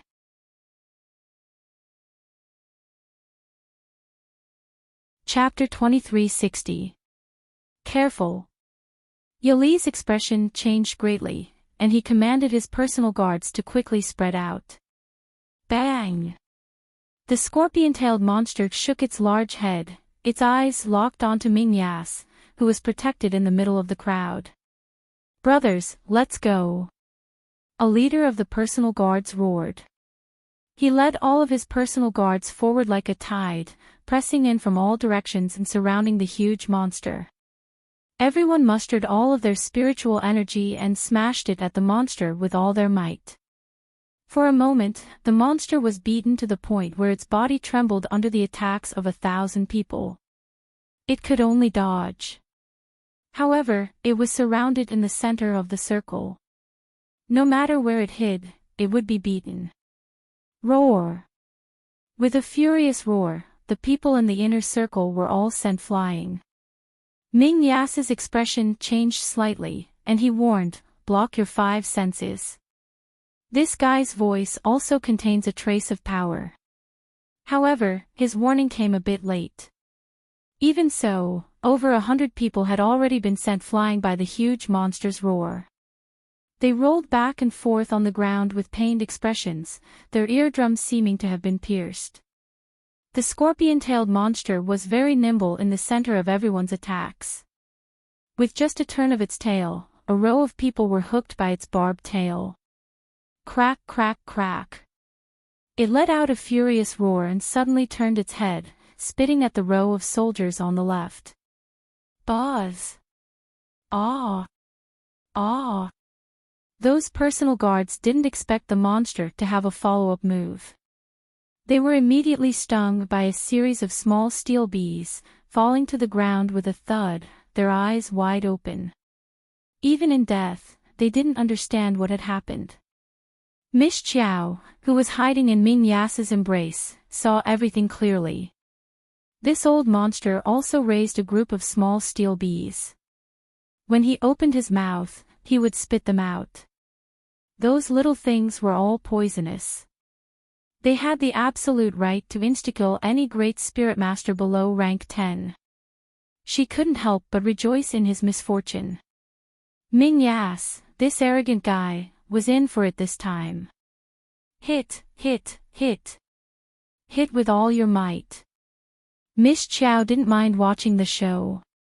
Her pair of black bean eyes were focused on the snowfield divine flower in Ming Yas's hand from beginning to end. Get out of the way. Yas bellowed.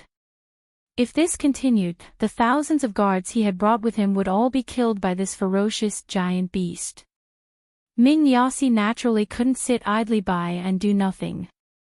With a leap, he arrived in front of the scorpion-tailed monster and raised the snow domain divine flower in his hand. Roar, roar, roar. When the scorpion-tailed beast saw the snowland divine flower, it roared at Ming-Yas with its eyes wide open. ACI was already on guard, so this roar had no effect on him. However, at such a close distance, Miss Chiao, who had her ears covered, felt a little uncomfortable from the vibrations. She secretly complained about Yas's unkindness in her heart. I told you to put her down before you go up and hit her. He couldn't understand human language at all. Come on. Ming Yasi sneered and waved the snow domain divine flower up and down in front of the monster. Courting death. Arbor gave a small comment. Then, she saw Ming-Yas throw the snow domain divine flower to the side of the ice layer without hesitation. Her gaze immediately followed, and her small mouth opened slightly. She looked at the flower that flew out with a pained expression and roared in her heart, "What a waste of God's gift. A wasteful person like you isn't worthy of treasures. Leave it to Jojo to take care of." Roar, the little girl pounced out of Ming-Yas's arms.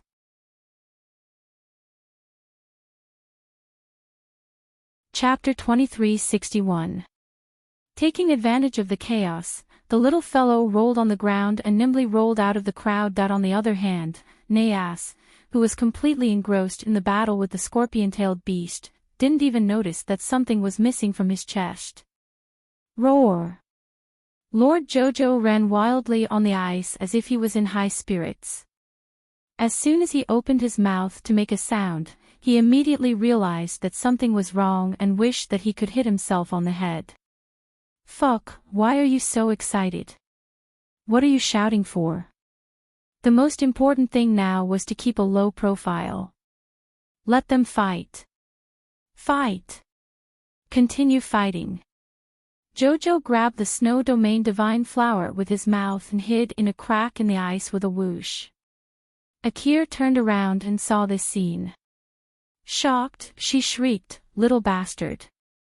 You actually dared to steal the flower." A wave of spiritual energy shot over and exploded at Jojo's feet with a bang. Stinking woman. With a whoosh, Lord Siqiao quickly jumped from one crack in the ice layer to another.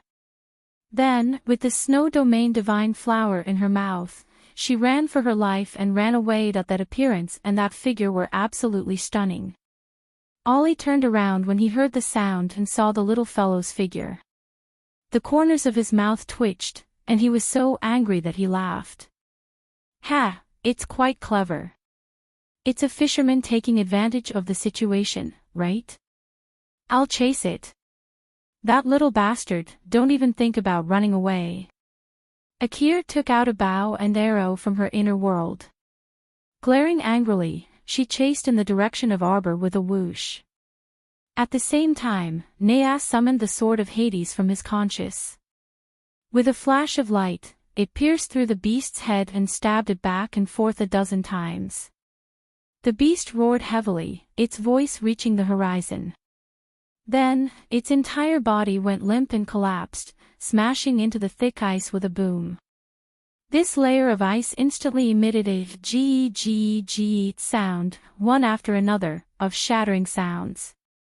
Because the commotion was too big, it alarmed the Zhangzhou emperor in the distant camp. The emperor ordered a few subordinates to scout for information. The Nether Yas summoned the sword of Nether deity and chopped the giant beast into pieces. His body swayed along with it. Ollie hurriedly reached out to support her. The giant beast smashed through the layer of ice under its feet. Everyone was horrified to find that cracks were spreading out from under their feet like a spider web. Let's go. Mayas roared loudly, leading everyone in a mad dash forward. Let's go, let's go, let's go. Ollie yelled. The ice under their feet continued to shatter. Everyone raised their chi and flew forward.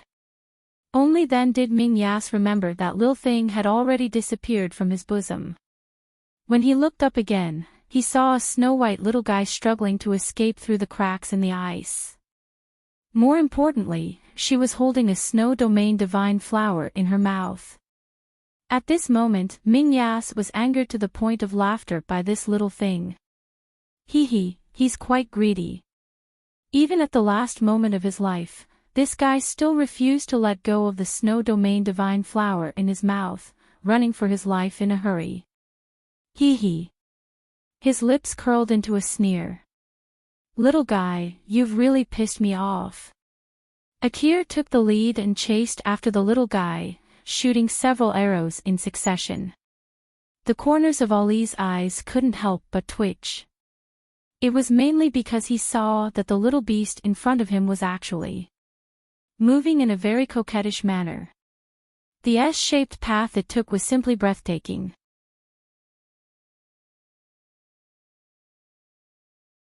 Chapter 2362.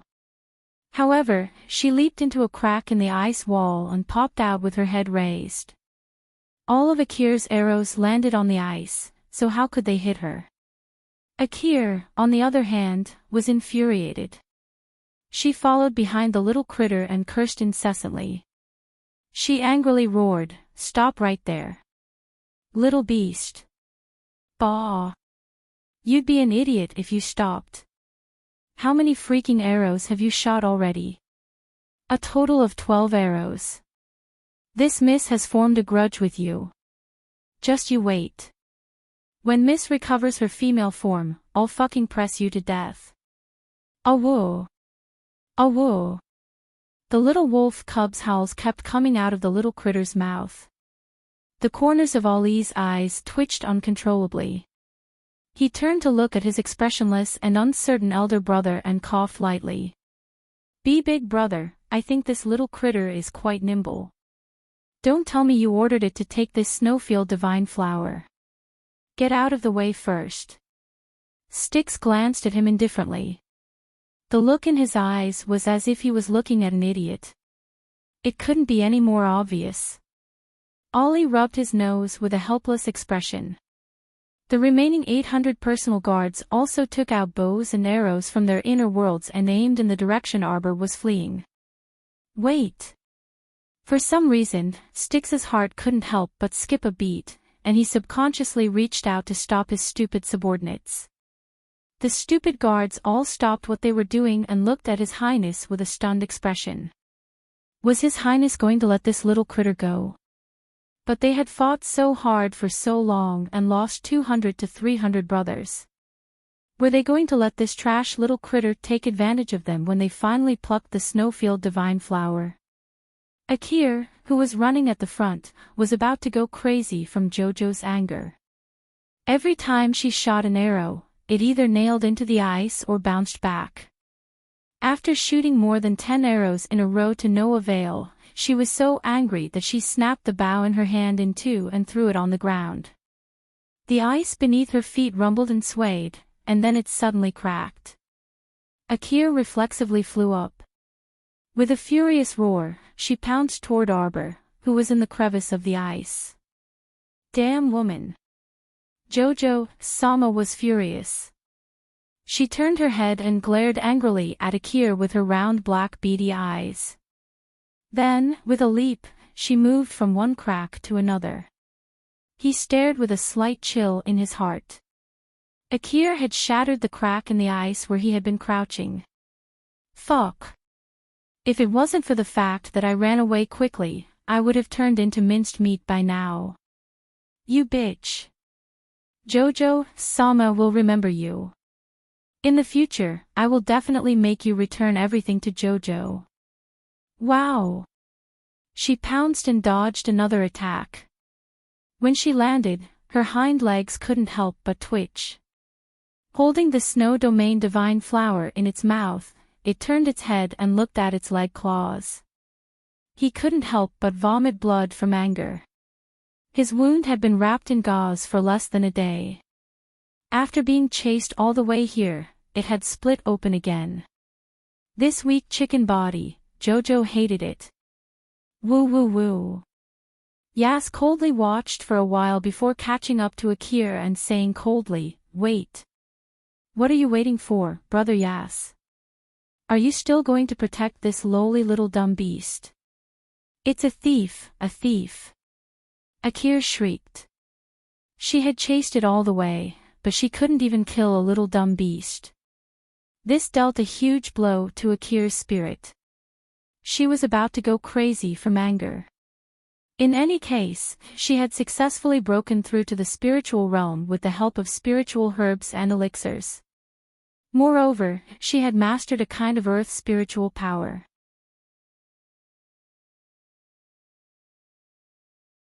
Chapter 2363. But now, she couldn't even deal with a country bumpkin little critter. She was really going to be angered to death. Yossi knew what she was thinking. Wasn't she just flying into a rage out of humiliation? Useless fellow, getting angry at a little critter that hasn't even gained sentience. Yossi impatiently waved her away and coldly gazed at Arbor, who was hiding in a crack in the ice. Come here. Bah. Do you think I can pounce on you like a puppy just because you call out to me? Miss Chow coldly gazed at Yossi in front of her, calculating her escape route. She was small, and there were cracks in the ice everywhere. She could just slip in and hide for a while. Let's see how he'll catch her. But with her injured leg, she really couldn't run anymore. Unless she wanted to be legless for the rest of her life. She didn't want to be trapped in this weak little critter's body for the rest of her life. She wanted to return. Unable to understand what was flickering in this little bean's eyes, Yossi impatiently shouted, I advise you to hurry up and come here. I know you can understand human language. Understand your sister. Whoosh. Xiao Mu darted up and nimbly rolled and pressed into a crevice in a flash. Wait. Yossi's pupils contracted slightly. With a crisp crack, the ice layer, which had already stopped moving, began to crack even more violently, as though Jojo had triggered a mechanism. Damn it. Yossi was anxious and angry, but he also felt an inexplicable sense of amusement. This little critter knew quite a lot. It actually chose the weakest part of the ice to stomp on. Under the shaking, everyone had no choice but to rise into the air again. Akir also jumped into the air with everyone and looked down at the little critter, who was scurrying back and forth on the ice layer. She was so angry that her pretty face was flushed red. Little critter, you're doing this on purpose. Yossi coldly gazed at the little critter on the ice layer, and a divine power suddenly circled around his hand. A strong suction force squeezed toward Arbor.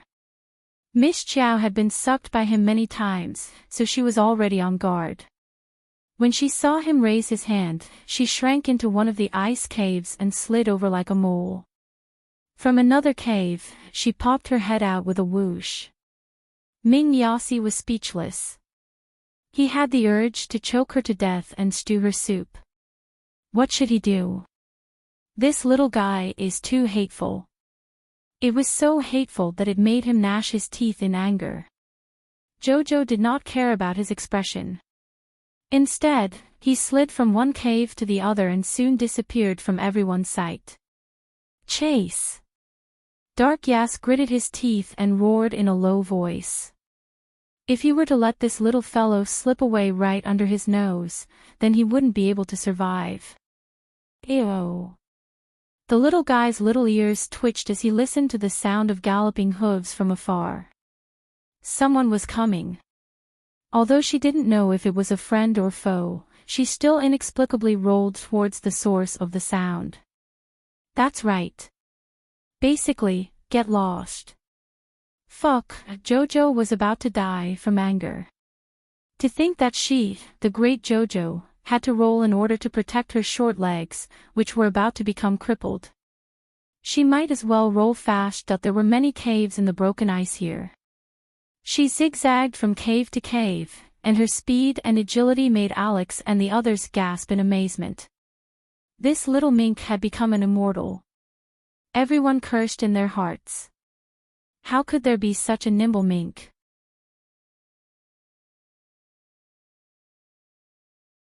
Chapter 2364. How was this still a ferret? This was simply a divine ferret. Sir Jojo rolled about and finally sensed that the sound of hooves was getting closer and closer to her. When she looked up, she was so moved that tears almost streamed down her face. Fuck, it was Duanyu. Duanyu came to save her. Duanyu, woo-woo, Duanyu. The little fellow rolled all the way over, but she still didn't forget to hold that snow domain divine flower in her mouth. With a leap, she hurriedly pounced at Duanyu's handsome face, who was dashing over. Ow! It was Duanyu. He was her big brother. Hurry and save me. Sir Jojo's pounce just so happened to land on Duanyu's nose, causing him to almost suck in a mouthful of fur. Duanyu hastily pulled that little fellow off his face and looked down in bewilderment. He happened to meet her pair of clever, beady black eyes. This was a ferret. But wasn't this ferret's gaze a bit too rich? Looking at her wet eyes, he saw a pitiful look. She raised her little head and stared straight at him. That gaze was filled with the expression of, I finally found my biological brother I haven't seen in 800 years. Duanyu couldn't help but twitch his mouth. He felt that this ferret's gaze was very playful. Moreover, when their gazes met, Duanyu was inexplicably stunned by her gaze. Seriously, what the hell? Duanyu didn't have the energy to retort, but his slender fingers picked up the little fellow. Then he saw the transparent, glazed, spherical flower in the little fellow's mouth. Wait a minute. Wasn't this the Snow Domain Divine Flower? He knew that the Snow Domain Divine Flower would lose its attacking power after being plucked. But the problem was, where did this weak beast pluck the Snow Domain Divine Flower? Could it be that she wasn't as weak as she looked? Duanyu reflexively reached out to take the Snow Domain Divine Flower in her mouth.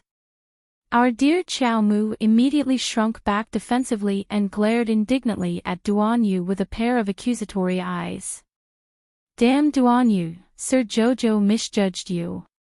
You actually want to fight. Tribulation. Want. Black. Eat.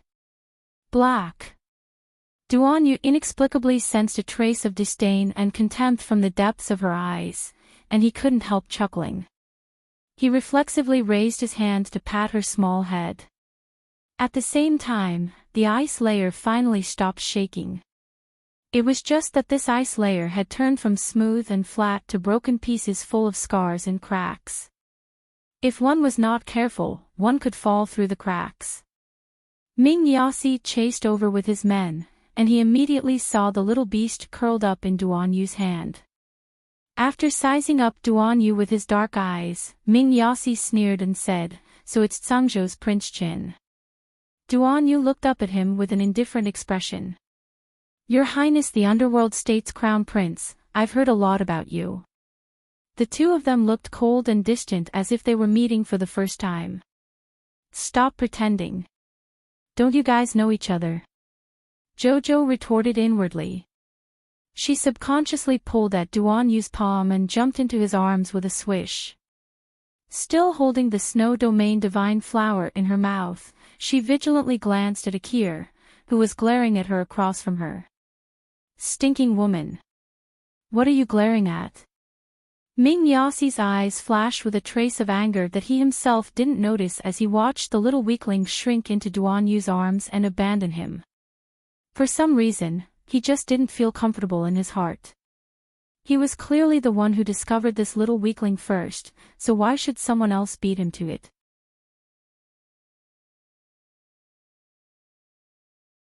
Chapter 2365. Prince Qin, I'm truly sorry. My family's little beast is rather mischievous.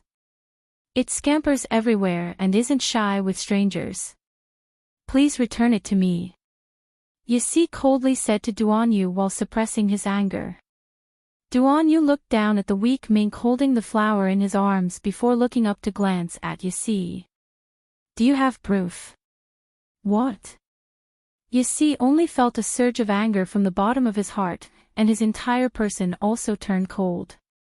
I said, what proof do you have to prove that she's your little beast? You see, gritted his teeth. What the hell could this ownerless little beast use as proof? This was merely a low-level Mystic Realm little beast. Who knew if it had surpassed level 3 Mystic Beasts? Proof. He clearly knew that it was impossible to prove, yet he said such things. This Duan Yu was indeed unbelievably cunning. Arbor hid in Duan Yu's arms and repeatedly nodded its little head in support of Duan Yu. That's right, what proof do you have to prove that this Lord Qiao is your beast? If you don't have proof, scram. Akir placed her hands on her hips and shouted angrily, whoever wants this little beast can take it away. But we sacrificed many people's lives to obtain that Snow Domain's divine flower with great difficulty. It must be returned to its rightful owner. It turned out that this little fellow had obtained this Snow Domain's divine flower in passing. Oh, no, it was in passing. As a habitual offender, how could Miss Qiao return the flower in her mouth to someone else? That was absolutely impossible. Her beady black eyes stared vigilantly at Akira across from her. That look of his shocked everyone in the room. This truly was an exotic mink. They had never seen such a greedy mink. You're just a low-level little mystic beast. How could you chew this Snow Domain's divine flower? Why don't you try? They could even write their names backwards if they didn't make you explode and die in minutes. Little furball, come here. Duan Yu extended a hand in front of the little ferret. Miss Qiao's eyes instantly brimmed with fury. That gaze was simply ruthless. This damn Duan Yu was itching for a beating. What kind of nickname did he give her? What kind of freaking name was Little Furball? Also, he actually stared at her so directly. He actually extended his hand toward her with the Snow Domain's divine flower in his mouth. Shameless. He wanted to rob Jojo's Snow Domain's divine flower again. Duan Yu. I was wrong about you. You actually dared to rob Lord Jojo. The little ferret's furious gaze made Duan Yu somewhat embarrassed. Inexplicably, he explained to her, look, this Snow Domain divine flower loves the cold. Now that you're holding it in your mouth, its stem and leaves are wilting. It's going to die soon. A pair of black bean eyes glanced at the flower. Sure enough, the flower was wilted and looked like it was about to wither. Weakling. Jojo cursed in his heart. You're so weak. How can you have the face to be a saint medicine? Although he was cursing in his heart, he still couldn't bear it. He could not let such a rare divine flower of the snow region die. Sir Jojo looked up at Duan Yu with a "don't lie" expression. He glared at Duan Yu with his beady eyes. Duan Yu said in amusement, don't worry, I'll store this Snow Domain's divine flower in a jade box for you. I won't snatch it from you. This is your Snow Domain's divine flower. It was only then that Jojo nodded and spat the flower into his hand. There were even a few drops of suspicious liquid hanging from the flower stem. It was sparkling and translucent. Duan Yu secretly twitched his mouth.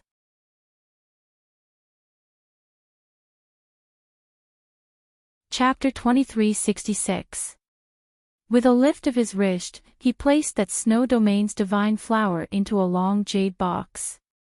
He grinned as he waved the jade box in front of the little fellow. Do you want to pick it up? Pick your sister. Are you retarded?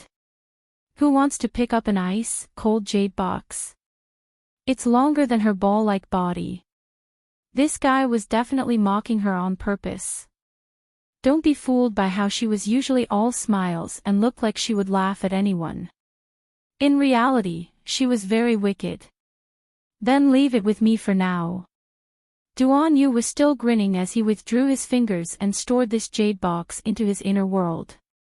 Sir Jojo had a bad premonition. Duan Yu's fox-like smile really looked like he wanted to embezzle her Snow Domain's divine flower. Ow!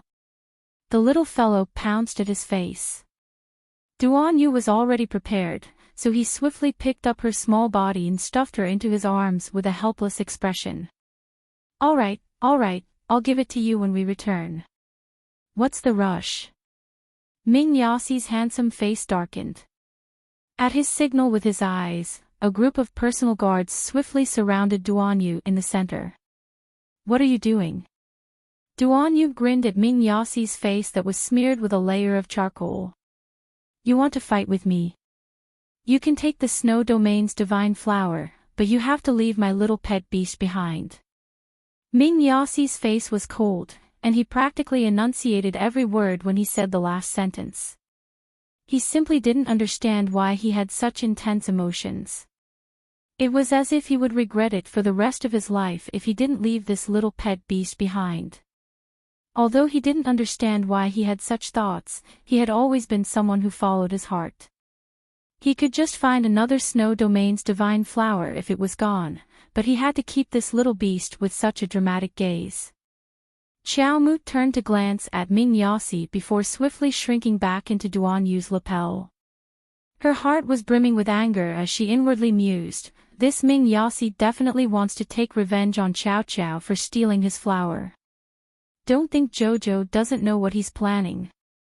Don't think of making Jojo go back. Big brother Yas. Akir couldn't help but scream.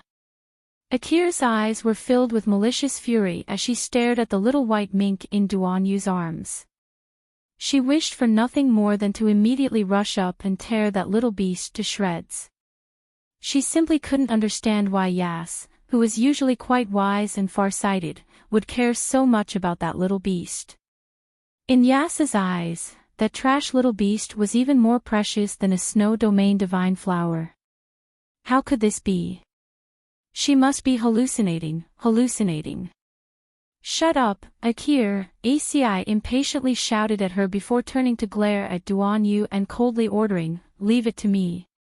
Duan Yu exuded an indolent aura, and the polar ice wolf he was riding on was very unfriendly as it repeatedly flashed its claws at ACI. Ownerless little beasts are everywhere. They belong to whoever gets their hands on them. Duan Yu giggled as he lowered his head to gently press the little fellow's head. Moreover, she seems to like sticking to me. Bah, arrogant. That was because he had no other choice. The little fellow crawled her claws on his lapel and impatiently urged, hurry up and leave. Don't waste your breath. Hold on, look at how others look like they want to pick a fight.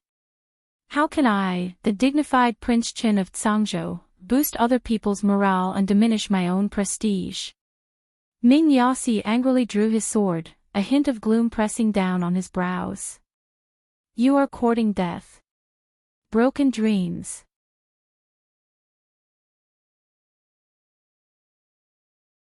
Chapter 2367.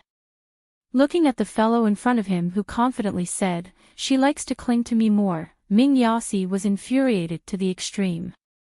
That's right, as long as one wasn't blind, they could see that this little beast was indeed clinging tightly to Duan Yu's clothes with a begging to be taken away expression on its face. Of course, this begging to be taken away was purely Ming Yasi's conjecture. Just seeing that dumb beast snuggling in Duan Yu's arms and warily looking at him with its beady black eyes made Ming Yasi's displeasure boil to the extreme. Bang! The sword in his hand slashed out a stream of air that abruptly exploded under Duan Yu's feet. Who exactly is the one courting death? Duan Yu leaped up with a grin. The two of them leaped onto a protruding ice wall at the speed of light and exchanged over 100 blows without any explanation. Duan Yu was never one to suffer a loss. Since the other party had already drawn their swords at him, how could he compromise and yield? Instead, it was Miss Qiao who inexplicably broke out in a cold sweat for him.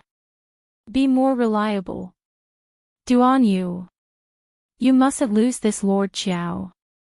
She wasn't willing to go back with that exposing maniac, Yasi. The little fellow shrunk her head as she calculated Duan Yu's chances of winning. Duan Yu was alone right now, while the other party had more than 800 personal guards. This was clearly a huge disparity in strength. In addition, who knew what Ming Yasi ate as he grew up, but his cultivation had soared so much. She didn't even know if Duan Yu was his match. If Duan Yu couldn't defeat this Yasi, could it be that she would be captured by this Ming province's crown prince? When the two of them met earlier, one of them eccentrically called out, "His Highness Prince Qin," while the other called out, "Ming province's crown prince," in a strange tone. In the past, she really didn't expect that Duan Yu was actually the Zhangzhou's emperor's son who had wandered outside. Furthermore, this Yasi's true identity as the Aikido tribe's young chief was actually that Ming province's crown prince. While the little fellow was pondering, Duan Yu and Ming Yasi had already exchanged several hundred blows. Both of them leaped from the smooth ice wall to a place filled with icicles. While exchanging blows with spiritual energy, they also had to constantly pay attention to the situation beneath their feet. Miss Chiao was somewhat surprised.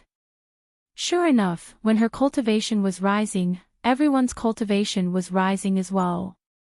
She didn't need to worry about Duan Yu at all. This fellow hadn't even used his full strength yet, but he still had the strength to fight Ming Yas. After exchanging a few more blows, Duan Yu withdrew his hand dispiritedly and said indifferently, "What kind of power did you use earlier? You've already sustained internal injuries. Right now, you should be returning to cultivate and meditating instead of continuing this unrealistic battle with me." Emichim. Chiao Mu poked her small head out and nodded in deep agreement. ACI glared at Duan Yu, his gaze involuntarily turning furious. Without another word, he reached out to grab Miss Chiao's small head. This was simply unreasonable. Miss Chiao glared at him angrily, and with a whoosh, she shrank her head back. Duan Yu couldn't resist laughing, and he abruptly swung out a water spirit whip to block Ming Yasi's attack. At the same time, a group of Zhangzhou guards who came with him also arrived. When they saw that their master was actually in conflict with that group from the Ming province, they hastily ran over to help. For a moment, the two sides were at daggers drawn.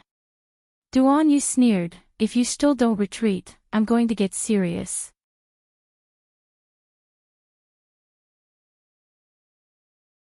Chapter 2368. You should have been serious a long time ago. Miss Chiao swept him a disgruntled glance as she mused, "Hurry and deal with him so we can go home." Duan Yu lowered his head to glance at the little fellow. He saw her pair of small, black eyes staring straight at him.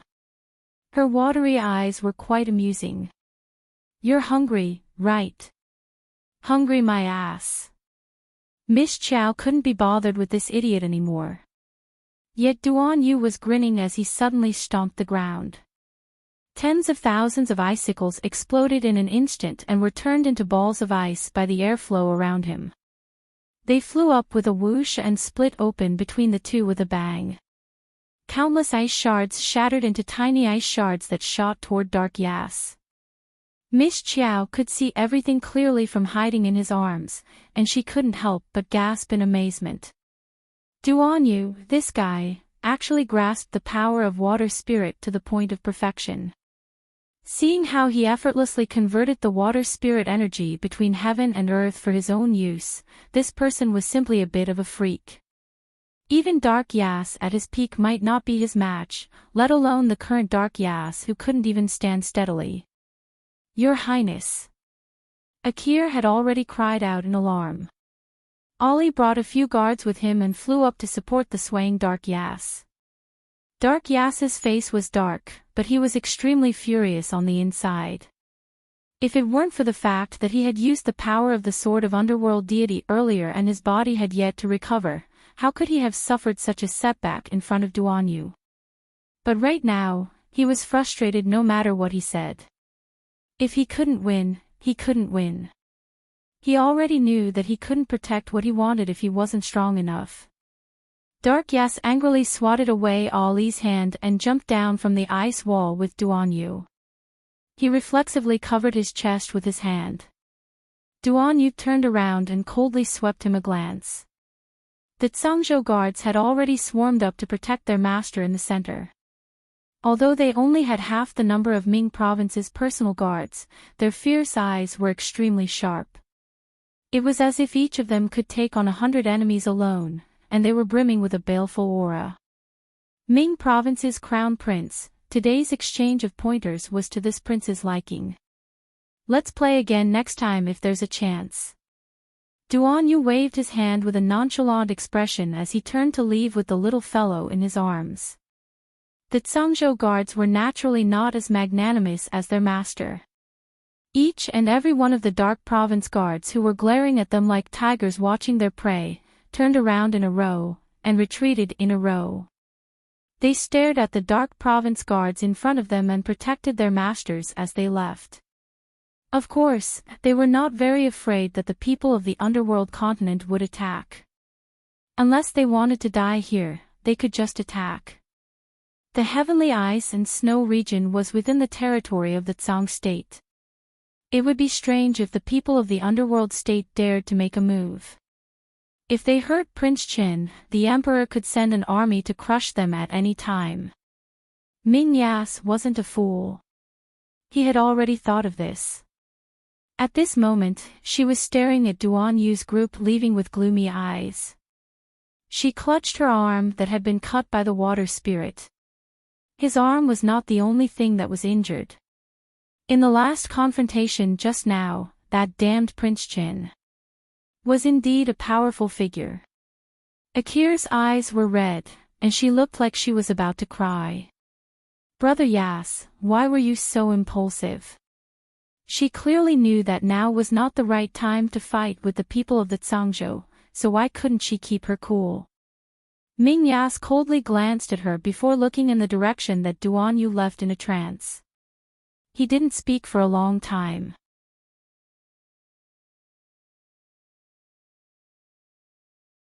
Chapter 2369.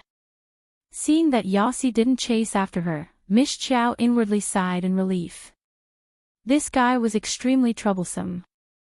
If she allowed him to continue pestering her, the one who would be annoyed would be her true self.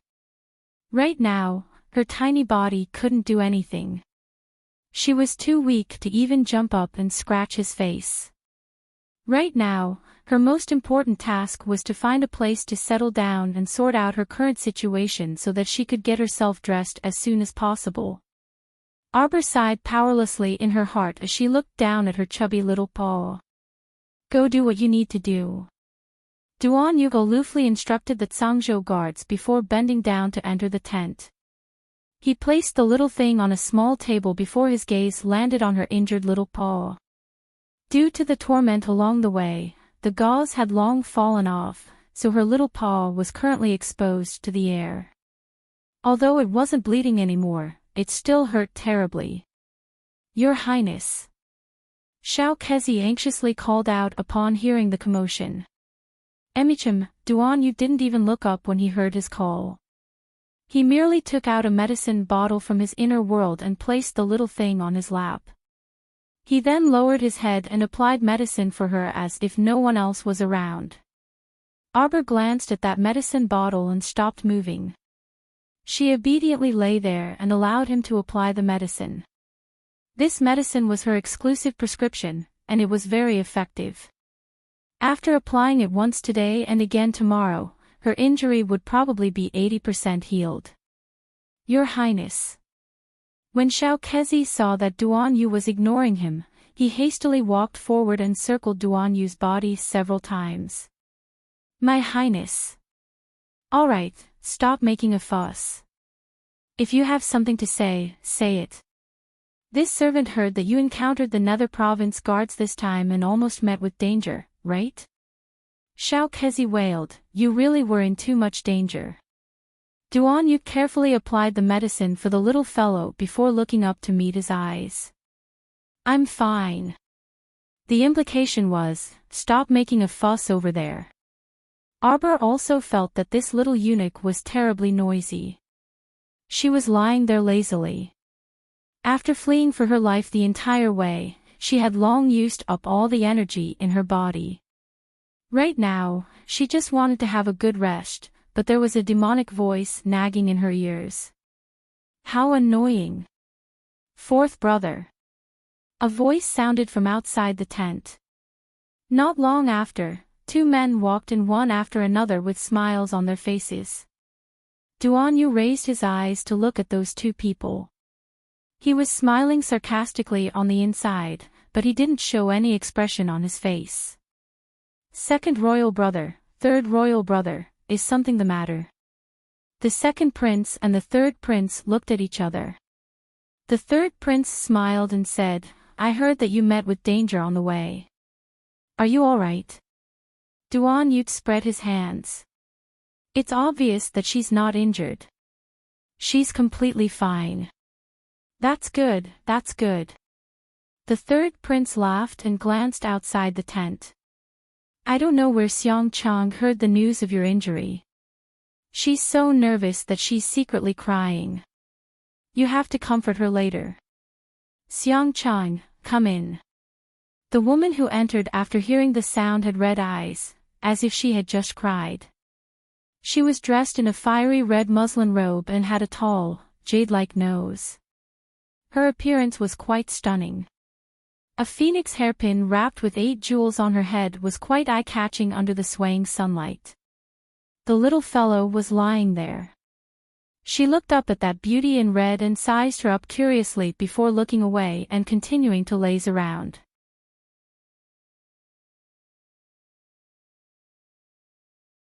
Chapter 2370. Brother Ali, Commandery Princess Xiangchang called out with reddened eyes. She sized him up from head to toe. Thank goodness you're all right. Xiangchang was worried to death. Duanyu blinked and absent-mindedly swept a glance at that Commandery Princess. Many thanks for the Commandery Princess's concern, but it's better for the Commandery Princess to call me His Highness Prince Qin. When Xiangchang heard this, half of her eyes immediately reddened again. She lowered her head and bit her lip, looking hurt. The third prince hastily smoothed things over. Fourth brother, that's not right. Xiangchang is the only daughter of Marquis Anqing. Marquis Anqing was conferred the title of Marquis by grandfather's generation, so he's quite related to our imperial family. That's right. We grew up with Xiangchang, so how can you treat her as an outsider? The second prince also interjected dryly. Miss Qiao, who was lying on the side to watch the show, only felt that the 3 people before her were all idiots. As expected, Duanyu slapped her in the face with the next sentence. That's you guys. Duanyu swept a sardonic glance at his 2 elder brothers before his chilly gaze landed on Commandery Princess Xiangchang. I'm not familiar with her. The second prince and the third prince were choked to the point of speechlessness. Wasn't that true? This fourth brother had just returned to Cangzhou not long ago. It was them and Xiangchang who grew up together, not fourth brother and Xiangchang. That when they thought of this, the second and third princes could only awkwardly rub their noses and chuckle. Ha! Duanyu reached out to pick up the little fellow who was sprawled on the table, causing her to glare at him in displeasure. She was lying here perfectly fine, so what was there to pick her up for? Don't think you can pick her up casually just because she's young. Duanyu glanced at her with a grin and ignored her gaze. He turned around with her in his arms and threw a sentence at the second and third princes. If there's nothing else, my royal brothers, I'm going to rest. This was an order to chase them out. A trace of anger flashed across the 2 princes' faces. They were increasingly displeased with this unbridled fourth brother. However, they couldn't say anything right now. They could only hatefully fling their sleeves and growl at Xiangchang. Xiangchang, let's go. How could Xiangchang Commandery Princess's eyes shift away from Duanyu? At this moment, she was staring at him with infatuation.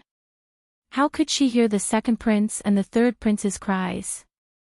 When those 2 people saw Xiangchang's love-struck appearance, they were even more infuriated, so they simply abandoned her and left Duan Yu's tent, slamming down the curtain.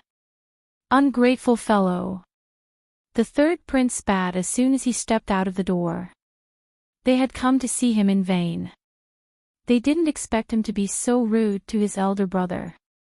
Second prince remained silent with a dark expression. He was naturally displeased with Duan Yu in his heart.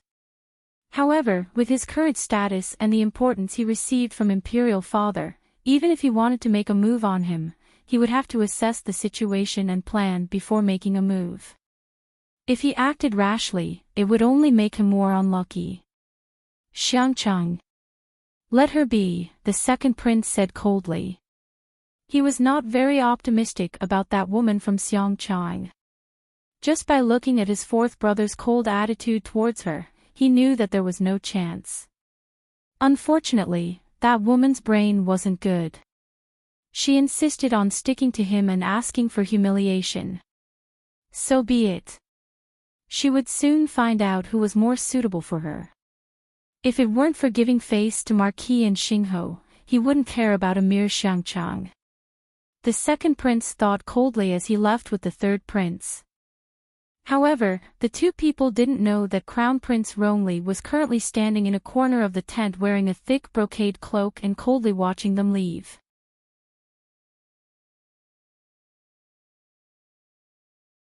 Chapter 2371. Duan Yu sat down with the little fellow in his arms and examined her tiny paws that were smeared with medicine. A voice suddenly rang out beside him. Brother Ali, what is this? Is this a mink? It's prey that you brought back, right? It's quite cute. Can I touch it? Duan Yu furrowed his brows at the string of voices, and he rudely blocked Xiangcheng's hand. He asked dryly, why haven't you left yet? Xiangcheng Commandery Princess's eyes immediately reddened from grievance. Her lips quivered as she sniffed and cried pitifully, Brother Ali, I.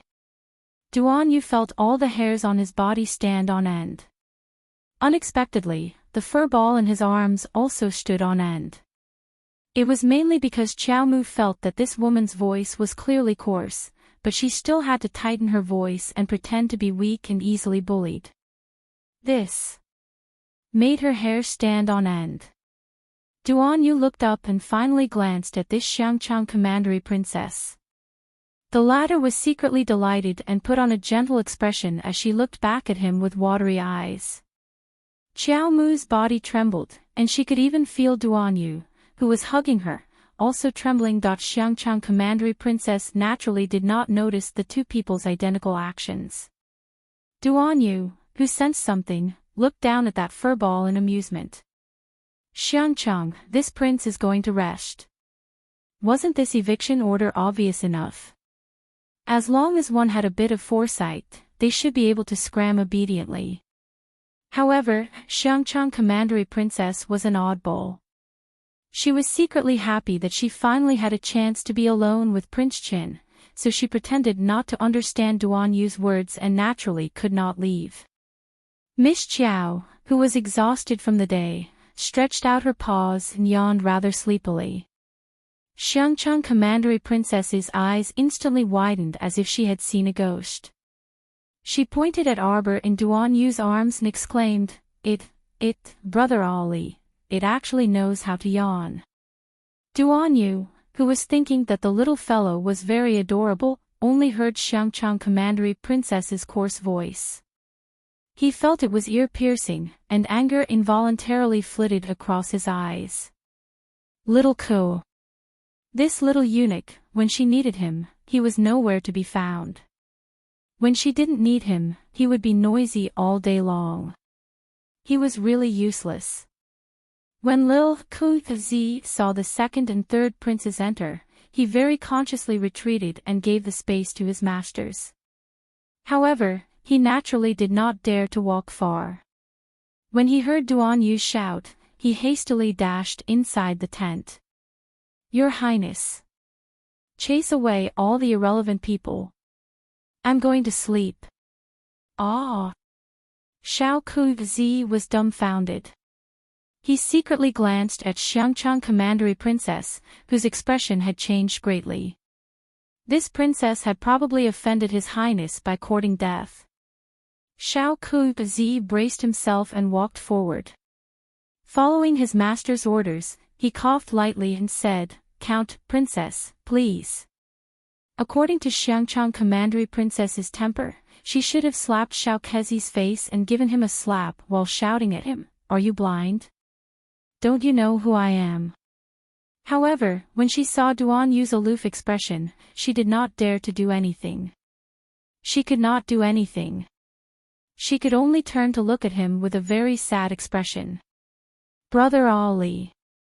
I said to call me Prince Chin." Duan Yu's good temper was instantly worn away by this whatever commandery princess, so he bluntly said, "I'm really not that familiar with you."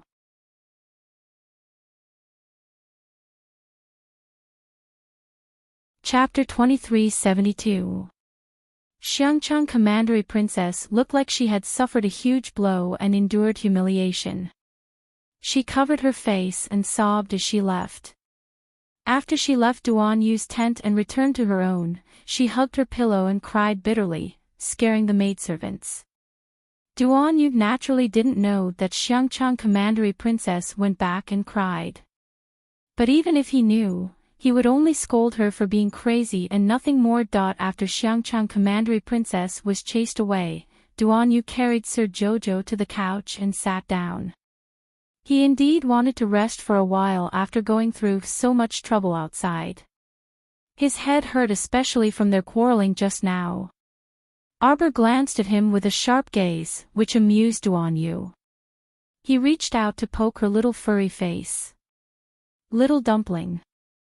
Arbor simply turned the back of her head towards him and couldn't be bothered to say anything else to him. Wait until she returned to her original state, then she would thrash him to death. Duan Yu didn't continue to disturb her either. He watched as she curled up in a tiny ball and soon fell asleep from exhaustion. He then also closed his eyes. Arbor didn't know that while she was asleep, that tiny ball of Martin's body was emitting a glazed luster. It was as if her entire body had turned transparent. Her soul floated out of the little white Martin's body on its own and hovered in midair. There was a flow of air that couldn't be seen with the naked eye inside her dantian that was slowly rotating. Her entire body hovered there very smoothly as she unconsciously absorbed the spiritual energy that was surging in from all directions. And the spiritual energy was advancing at a very minute speed, slowly transforming into spiritual conscious and gushing towards her forehead. Everything was done so naturally that the little fellow didn't need to worry about it herself. It was as if this body had already become the source of all living things in the world. In reality, what Arbor didn't know was that most of the time when she floated over, she was unconscious and fell into this kind of independent cultivation state.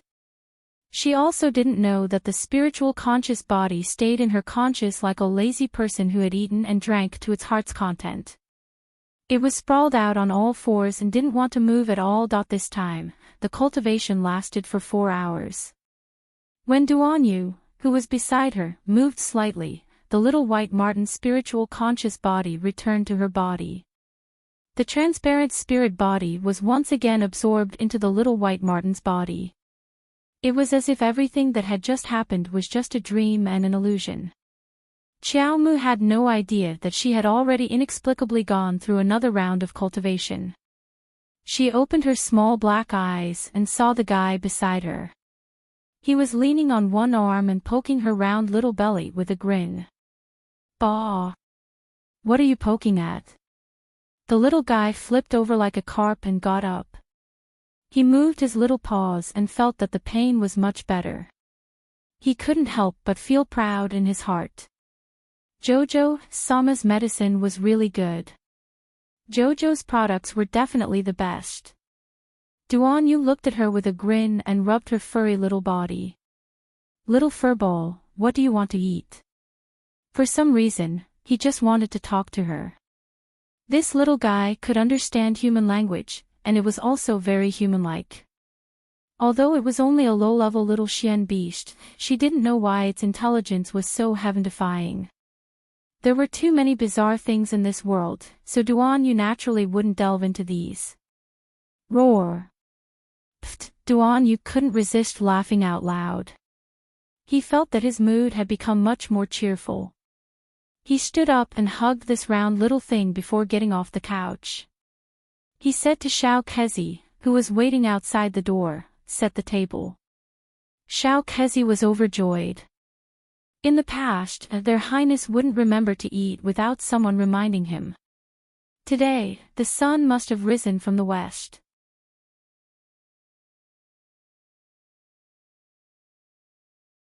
Chapter 2373. Once all the food was served, the little fellow leaped onto the table. Xiao Kezi was dumbfounded as he waved his hand to chase it away, but Duan Yu calmly stopped him. "All right, you can leave."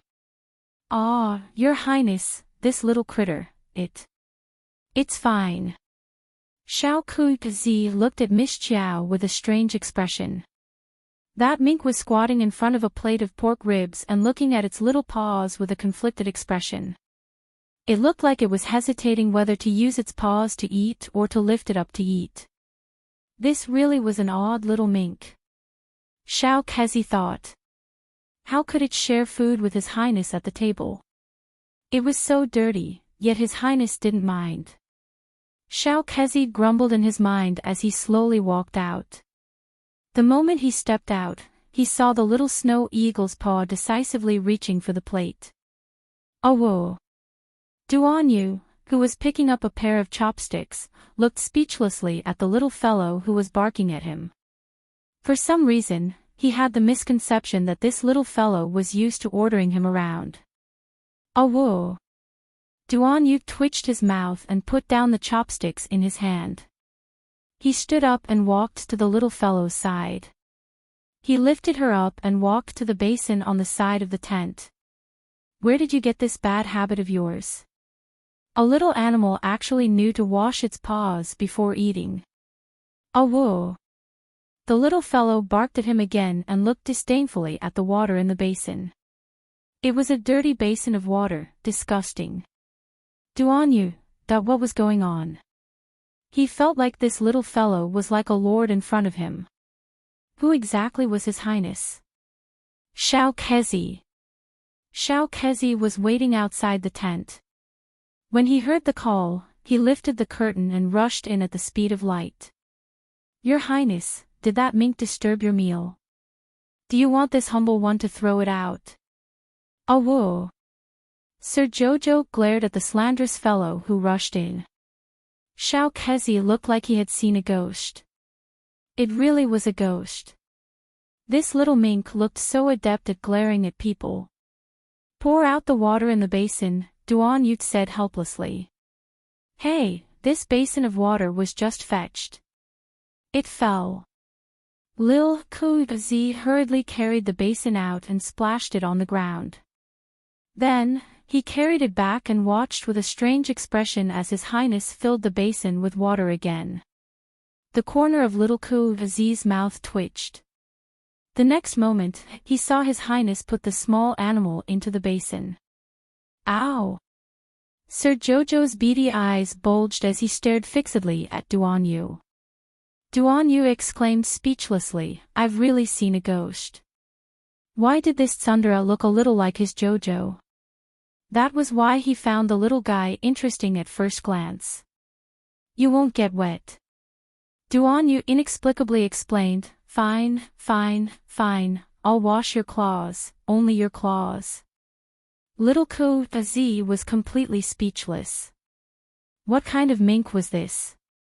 He had to change the water before washing his claws, and wash his claws before eating. Was this a human or a ferret? In this day and age, even small animals were more particular than him, a little eunuch. Duan Yu helped little Jojo wash her small claws and used a clean handkerchief to wipe off the water stains. Only then did he put the little guy back on the table. Clack, clack, clack. The little guy even bounced to that plate of spare ribs and picked a bone that was easier for her claws to grab. She lowered her head and gnawed on it. When she saw Duan Yu looking at her with a grin, she even rolled her eyes at him.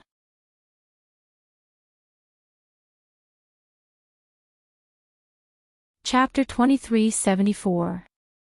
With a turn of her little butt, Sir Jojo used the back of her head to eat him. Duan Yu couldn't resist laughing out loud. He took a pair of chopsticks and took 2 bites. When he saw Lil Kezi standing beside him like a statue, he frowned and said, "Why are you standing here foolishly?" Your Highness, don't you think this mink is a bit mystical?" "Of course it's mystical." Duan Yu smiled smugly. "Don't you know who adopted this mink? Do you think His Highness, I, can adopt a normal mink?" She couldn't be bothered with the smug Jojo. After eating a bone, she looked at the pot of soup and fretted. In the end, it was Duan Yu who considerately gave her a small plate and poured some soup for her to drink. This solved a huge problem. Lil Kezi felt like he was fucked. Not only did this neurotic mink have a lot of problems before eating, but she was also so anthropomorphic when eating. She was especially particular about not eating dirty plates. The food she was given had to be placed on a new plate. She would glare at you when the soup was hot and shout at you when it was salty. She even had to wash her paws after eating. How was this a freaking mink? This was a little emperor mink, right? After eating and drinking her fill, Miss Chiao ordered Duan Yu to wash herself clean before collapsing on his couch and occupying his bed. This weak mink was only a little mystic beast that wasn't even level 3, so it was awfully weak. It would probably starve to death if it didn't eat for a day. Moreover, little Chow Chow wanted this weak chicken body to grow up a little after eating and drinking enough. That way, it would be able to run faster and be able to put in more effort when encountering danger. Even if it couldn't win, it should at least have an escape skill, right? When Duan Yu turned around, he saw the little fellow sprawled there motionlessly like she was full and couldn't crawl. He curled his lips in amusement and was about to go up and pick her up to play with when the servants outside the curtain moved. "Greetings to your Highness the noble consort. This consort can go in by herself." Noble consort Duan's gentle voice rang out, leaving all the palace maids outside. Her personal royal maid opened the curtain for her, and noble consort Duan walked in with a smile.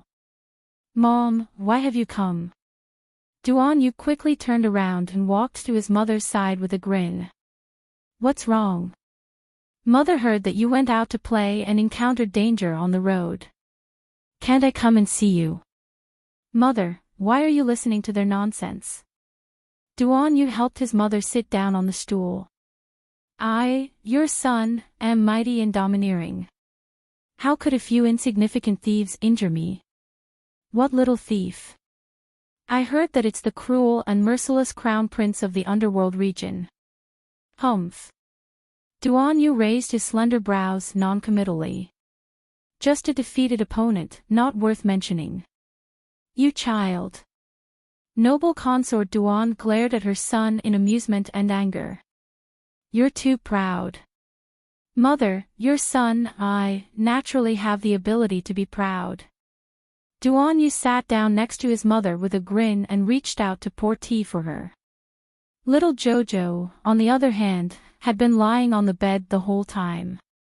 His eyes were wide open and his gaze was fixed on imperial concubine Duan. Noble consort Duan's natural grace, elegance, and gentleness made Miss Chiao feel that the woman in front of her was very elegant. Moreover, this was her first time seeing the way the mother and son interacted with each other. They were mother and son, but they were more like friends. The faint warmth between the two of them made people feel very comfortable. "Oh, you've been naughty and mischievous since you were young." Noble consort Duan smiled with pursed lips as she caught sight of the little bundle on the bed from the corner of her eye.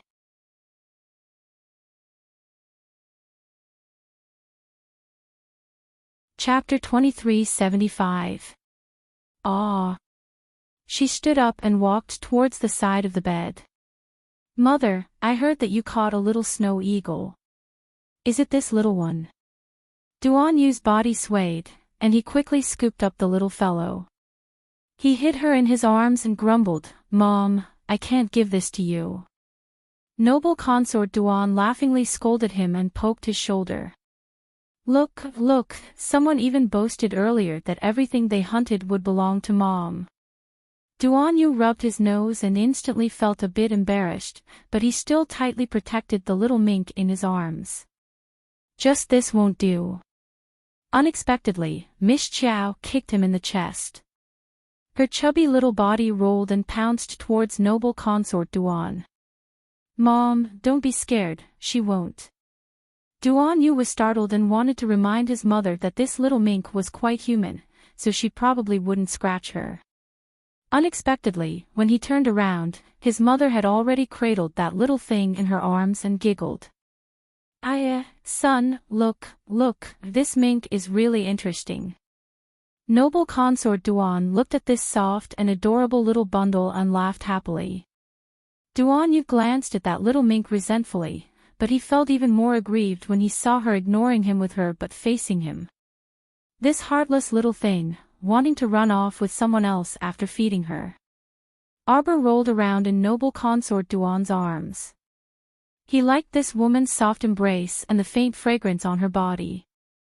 The little fellow's nose twitched, and she curled up in Noble Consort Duan's arms. Her two round, beady eyes sharpened sharply. Son, rest well. Mom has brought Yao back. Mom. Duan Yu was infuriated and reached out to hug Jojo. Mom, you don't know how to take care of her. My little dumpling has a lot of bad habits. She has to wash her feet before eating, and then I have to help her wash her feet twice after eating. Spit on your face. The little fellow turned around and glared at him with her round eyes. You're the one who washes her feet before eating. Your whole family washes her feet. Mom. Emsham, Mom will remember. Mother will treat the little dumpling well. Thank you, son. Mother likes your gift very much. Imperial concubine Duan talked to herself for a while before jokingly snatching the little fellow and running away. She left her son with a face full of resentment and stood in the tent, glaring at her mother who left her son behind and ran away. She was so angry that she rolled her eyes. Mother, your son didn't say he was going to give it to you. Arbor rolled coquettishly in Imperial Consort Duan's arms. It was really strange. She didn't know why, but she liked this Noble Consort Duan at first glance. It was hard not to like such a gentle and kind woman, Arbor thought. It was better to stay in Noble Consort Duan's tent at night. Otherwise, a man and a woman alone in a room, humph, that Duan Yu had taken advantage of her for nothing. Although with her small body, there was no problem of a single man and a single woman. The little fellow's soft and fluffy appearance made it very rare for Noble Consort Duan. After carrying her back to his place, he personally fed her water and even gave her some pastries to eat. The maidservants on the side had long been petrified.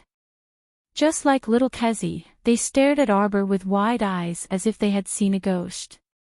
They had never seen a mink that could eat pastries before, so their knowledge had been broadened this time. This time, the little fellow really ate until she was stuffed. She didn't sleep well the entire night because she was stuffed. As a result, she was listless the next morning.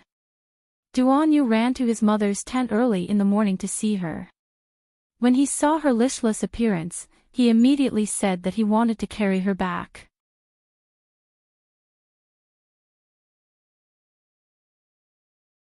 Chapter 2376.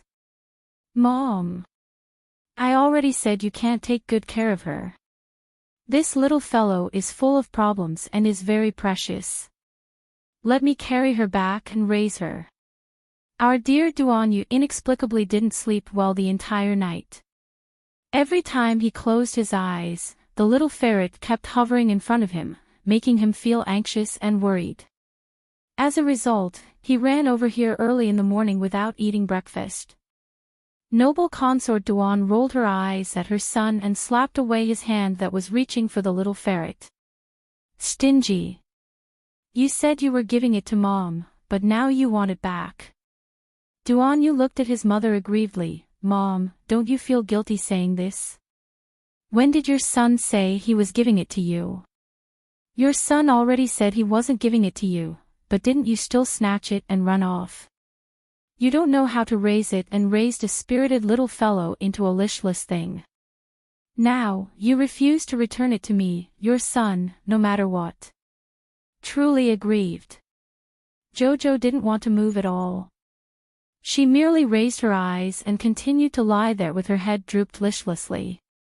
Noble Consort Duan took more food to feed the little ferret, wanting to tease her. Duan Yu's eyelids kept twitching as he watched from the side, and he quickly went up to block his mother. Mom, don't keep feeding her. Look, she can't even crawl after eating. I'll carry her out to digest the food.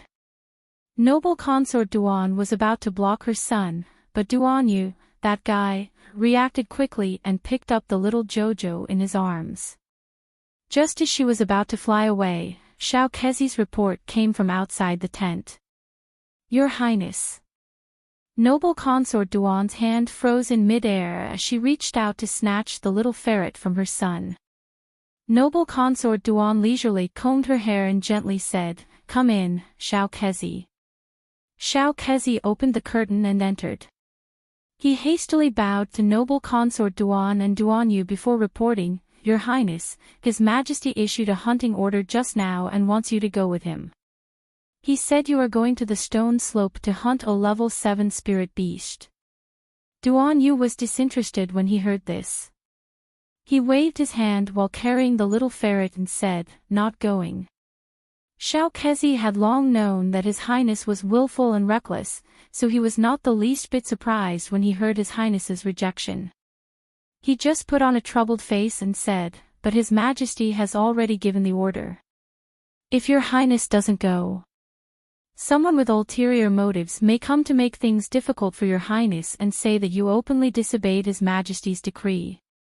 When Noble Consort Duan heard this, she frowned and looked at her son. Humph, so what if I disobey? Duan Yu harumphed disapprovingly. Imperial concubine Duan didn't insist on persuading her son to head to the stone slope to hunt 7th grade spirit beasts. Instead, she looked at her son and said, If you don't want to go, then don't go. That place is very dangerous. It's best if you don't go. Sir Jojo flipped over in Duan Yu's arms to make himself more comfortable. She stuck out her ball-sized belly and wished she could use her claws to beat herself. Yesterday, he had eaten 2 pieces of desserts, which made him last the whole night. This ferret's body was simply too weak. She originally wanted it to grow stronger, but she didn't expect the little guy to wilt after eating 2 pieces of pastries. Too vexing, too vexing. Jojo rolled around in Duan Yu's arms again. Duan Yu lowered his head to glance at her. Suddenly, he raised his sharp brows and suggested with a chuckle, How about we bring our little furball to the stone slope to let some fresh air to aid digestion? The stone slope was surrounded by steep and towering ice walls. Inside, there were many strange stones that were naturally formed.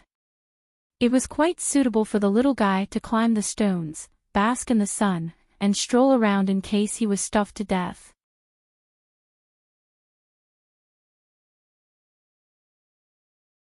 Chapter 2377. Noble Consort Duan harumphed, I didn't feed him until he was full. Yes, it's all Xiao Tuanzi's fault for being immature and gluttonous. After Duan Yu finished nagging, he greeted his mother and hastily slipped out of the tent with Jojo. Noble Consort Duan angrily glared at her son's back and inwardly scolded him for being petty. This little mink was clever and adorable. She liked it when she saw it. No wonder her son also wanted to snatch it from her. Xiao Tuanzi, master will take you for a stroll. Miss Chow glanced at him listlessly and couldn't be bothered with him. The moment Duan Yu left the tent, he heard a hearty laugh. Fourth brother. When he turned around, he saw Crown Prince Rongli walking over with the second and third princes. Behind the three of them was Commandery Princess Xiangchang, whose eyes were clearly red as if she had cried the entire night. When the third prince saw Duan Yu, he couldn't resist saying, "Old Fourth, look at how you angered Xiangchang yesterday. She didn't sleep well the entire night and even cried until her eyes were swollen." Crown Prince Rongli couldn't resist chuckling. Fourth brother really shouldn't have done that. Duan Yu pretended not to hear them. After greeting the three of them, he turned to leave with the little mink in his arms. The three people who landed behind him clenched their fists and gnashed their teeth as they looked at his back. Xiang Chang looked like she was about to cry again. Facing Rongli beside her, she weakly called out, "Crown Prince Gij, is there some misunderstanding between Ali Gij and me?" Crown Prince Rongli shuddered for no reason. Don't blame the Crown Prince for being unromantic. It was mainly because Xiangchang Commandery Princess's voice was quite rough. She purposely pinched her throat and spoke like this, so it was even worse than her usual tone. It made one's hair stand on end. "It's nothing, don't think too much." Crown Prince Rongli smiled awkwardly. "All right, the group is about to move out. Let's hurry and prepare. Let's go." Xiangchang sniffled and nodded. She had the maidservants bring her a date-red spirit stallion and nimbly mounted it. As for Duan Yu, he had already mounted that polar ice wolf and fled with Sir Jojo. He couldn't be bothered to travel with the group. Since the destination is the Stone Slope, then let's meet at the Stone Slope. The great emperor had long known that his fourth son did not follow the routine of ordinary people. Looking at his departing figure, he could only sigh speechlessly. Meanwhile, in South City of Shenzhou, in front of a mansion in a busy alley, the passers-by couldn't help but rub their arms and look back in confusion. Only pedestrians were seen hurriedly passing by. The peddlers on both sides of the street were also selling their wares with all their might. There was nothing out of the ordinary. This street could be considered one of the main streets of South City. Usually, it was quite lively with people coming and going. However, what was strange today was that everyone who walked on this street felt a strange chill. It was as if there were dozens of ice sculptures beside them, faintly emitting cold air. These ordinary people naturally didn't know what was going on. However, the two Taoist priests sitting in the restaurant across the street frowned deeply and looked coldly at the street across from them. A slightly younger Taoist asked, "Senior brother, what's going on? Why are there so many ghosts gathering on such a bustling street? This matter is very strange. The sex elders sent the two of us to investigate first. We must remember not to act rashly and alert the enemy. Senior brother, do we have to wait until nightfall before sneaking into that mansion?"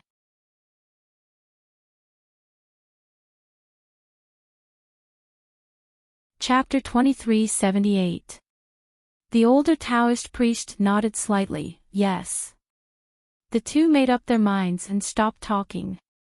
It was not until night fell that they exchanged a glance and quietly went down from the restaurant. At this time, there were not many people on the street, but the gathering of ghosts was more and more serious. The two glanced at it with their spiritual sense, and their faces were quite dignified. They went to the back of the house and jumped in. As soon as they sneaked to the door of the house, they heard a man's low voice from the main hall, "Since my friend is here, why don't you show yourself?" The two Taoist priests looked at each other. Just as they were about to walk out of the hiding place, they heard a wind in their ears. A tall woman wearing tight night clothes, with a slightly dark complexion, slightly high cheekbones on both sides, slender eyes, and long hair tied up high, landed in the courtyard with a whoosh. She said with a smile, "Sorry to disturb you. My daughter passed by your house at night and thought it was quite interesting, so I came uninvited. Quite interesting. Did she want to join in the fun of the ghosts' carnival? Zhou Huan led Qi Hua and several people out of the house. Beside the 8 of them stood 3 middle-aged men and an old man. These 4 people were the talisman masters that Prince Mo asked Fong Su to gather around the South City. Among them, the old man, Mr. Mu, was the most profound talisman master. The 3 middle-aged men were yellow and advanced talisman masters respectively. The old man had reached the profound level of great talisman master. But these days, the talisman masters gathered together.